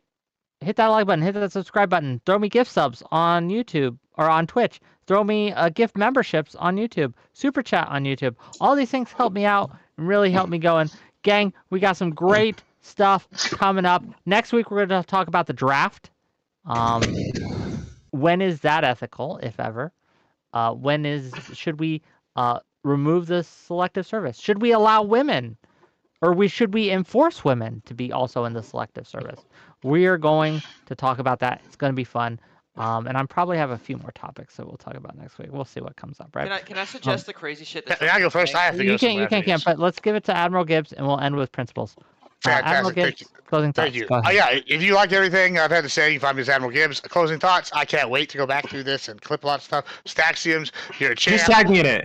I will. I definitely will. It might be a while because I'm. That's the way to ethically do it. You have to tag me in it. Absolutely. Don't worry. I'll find you. We'll get it done. But secondly, yeah, if you like my content, we do politics a lot. We do a lot of debating.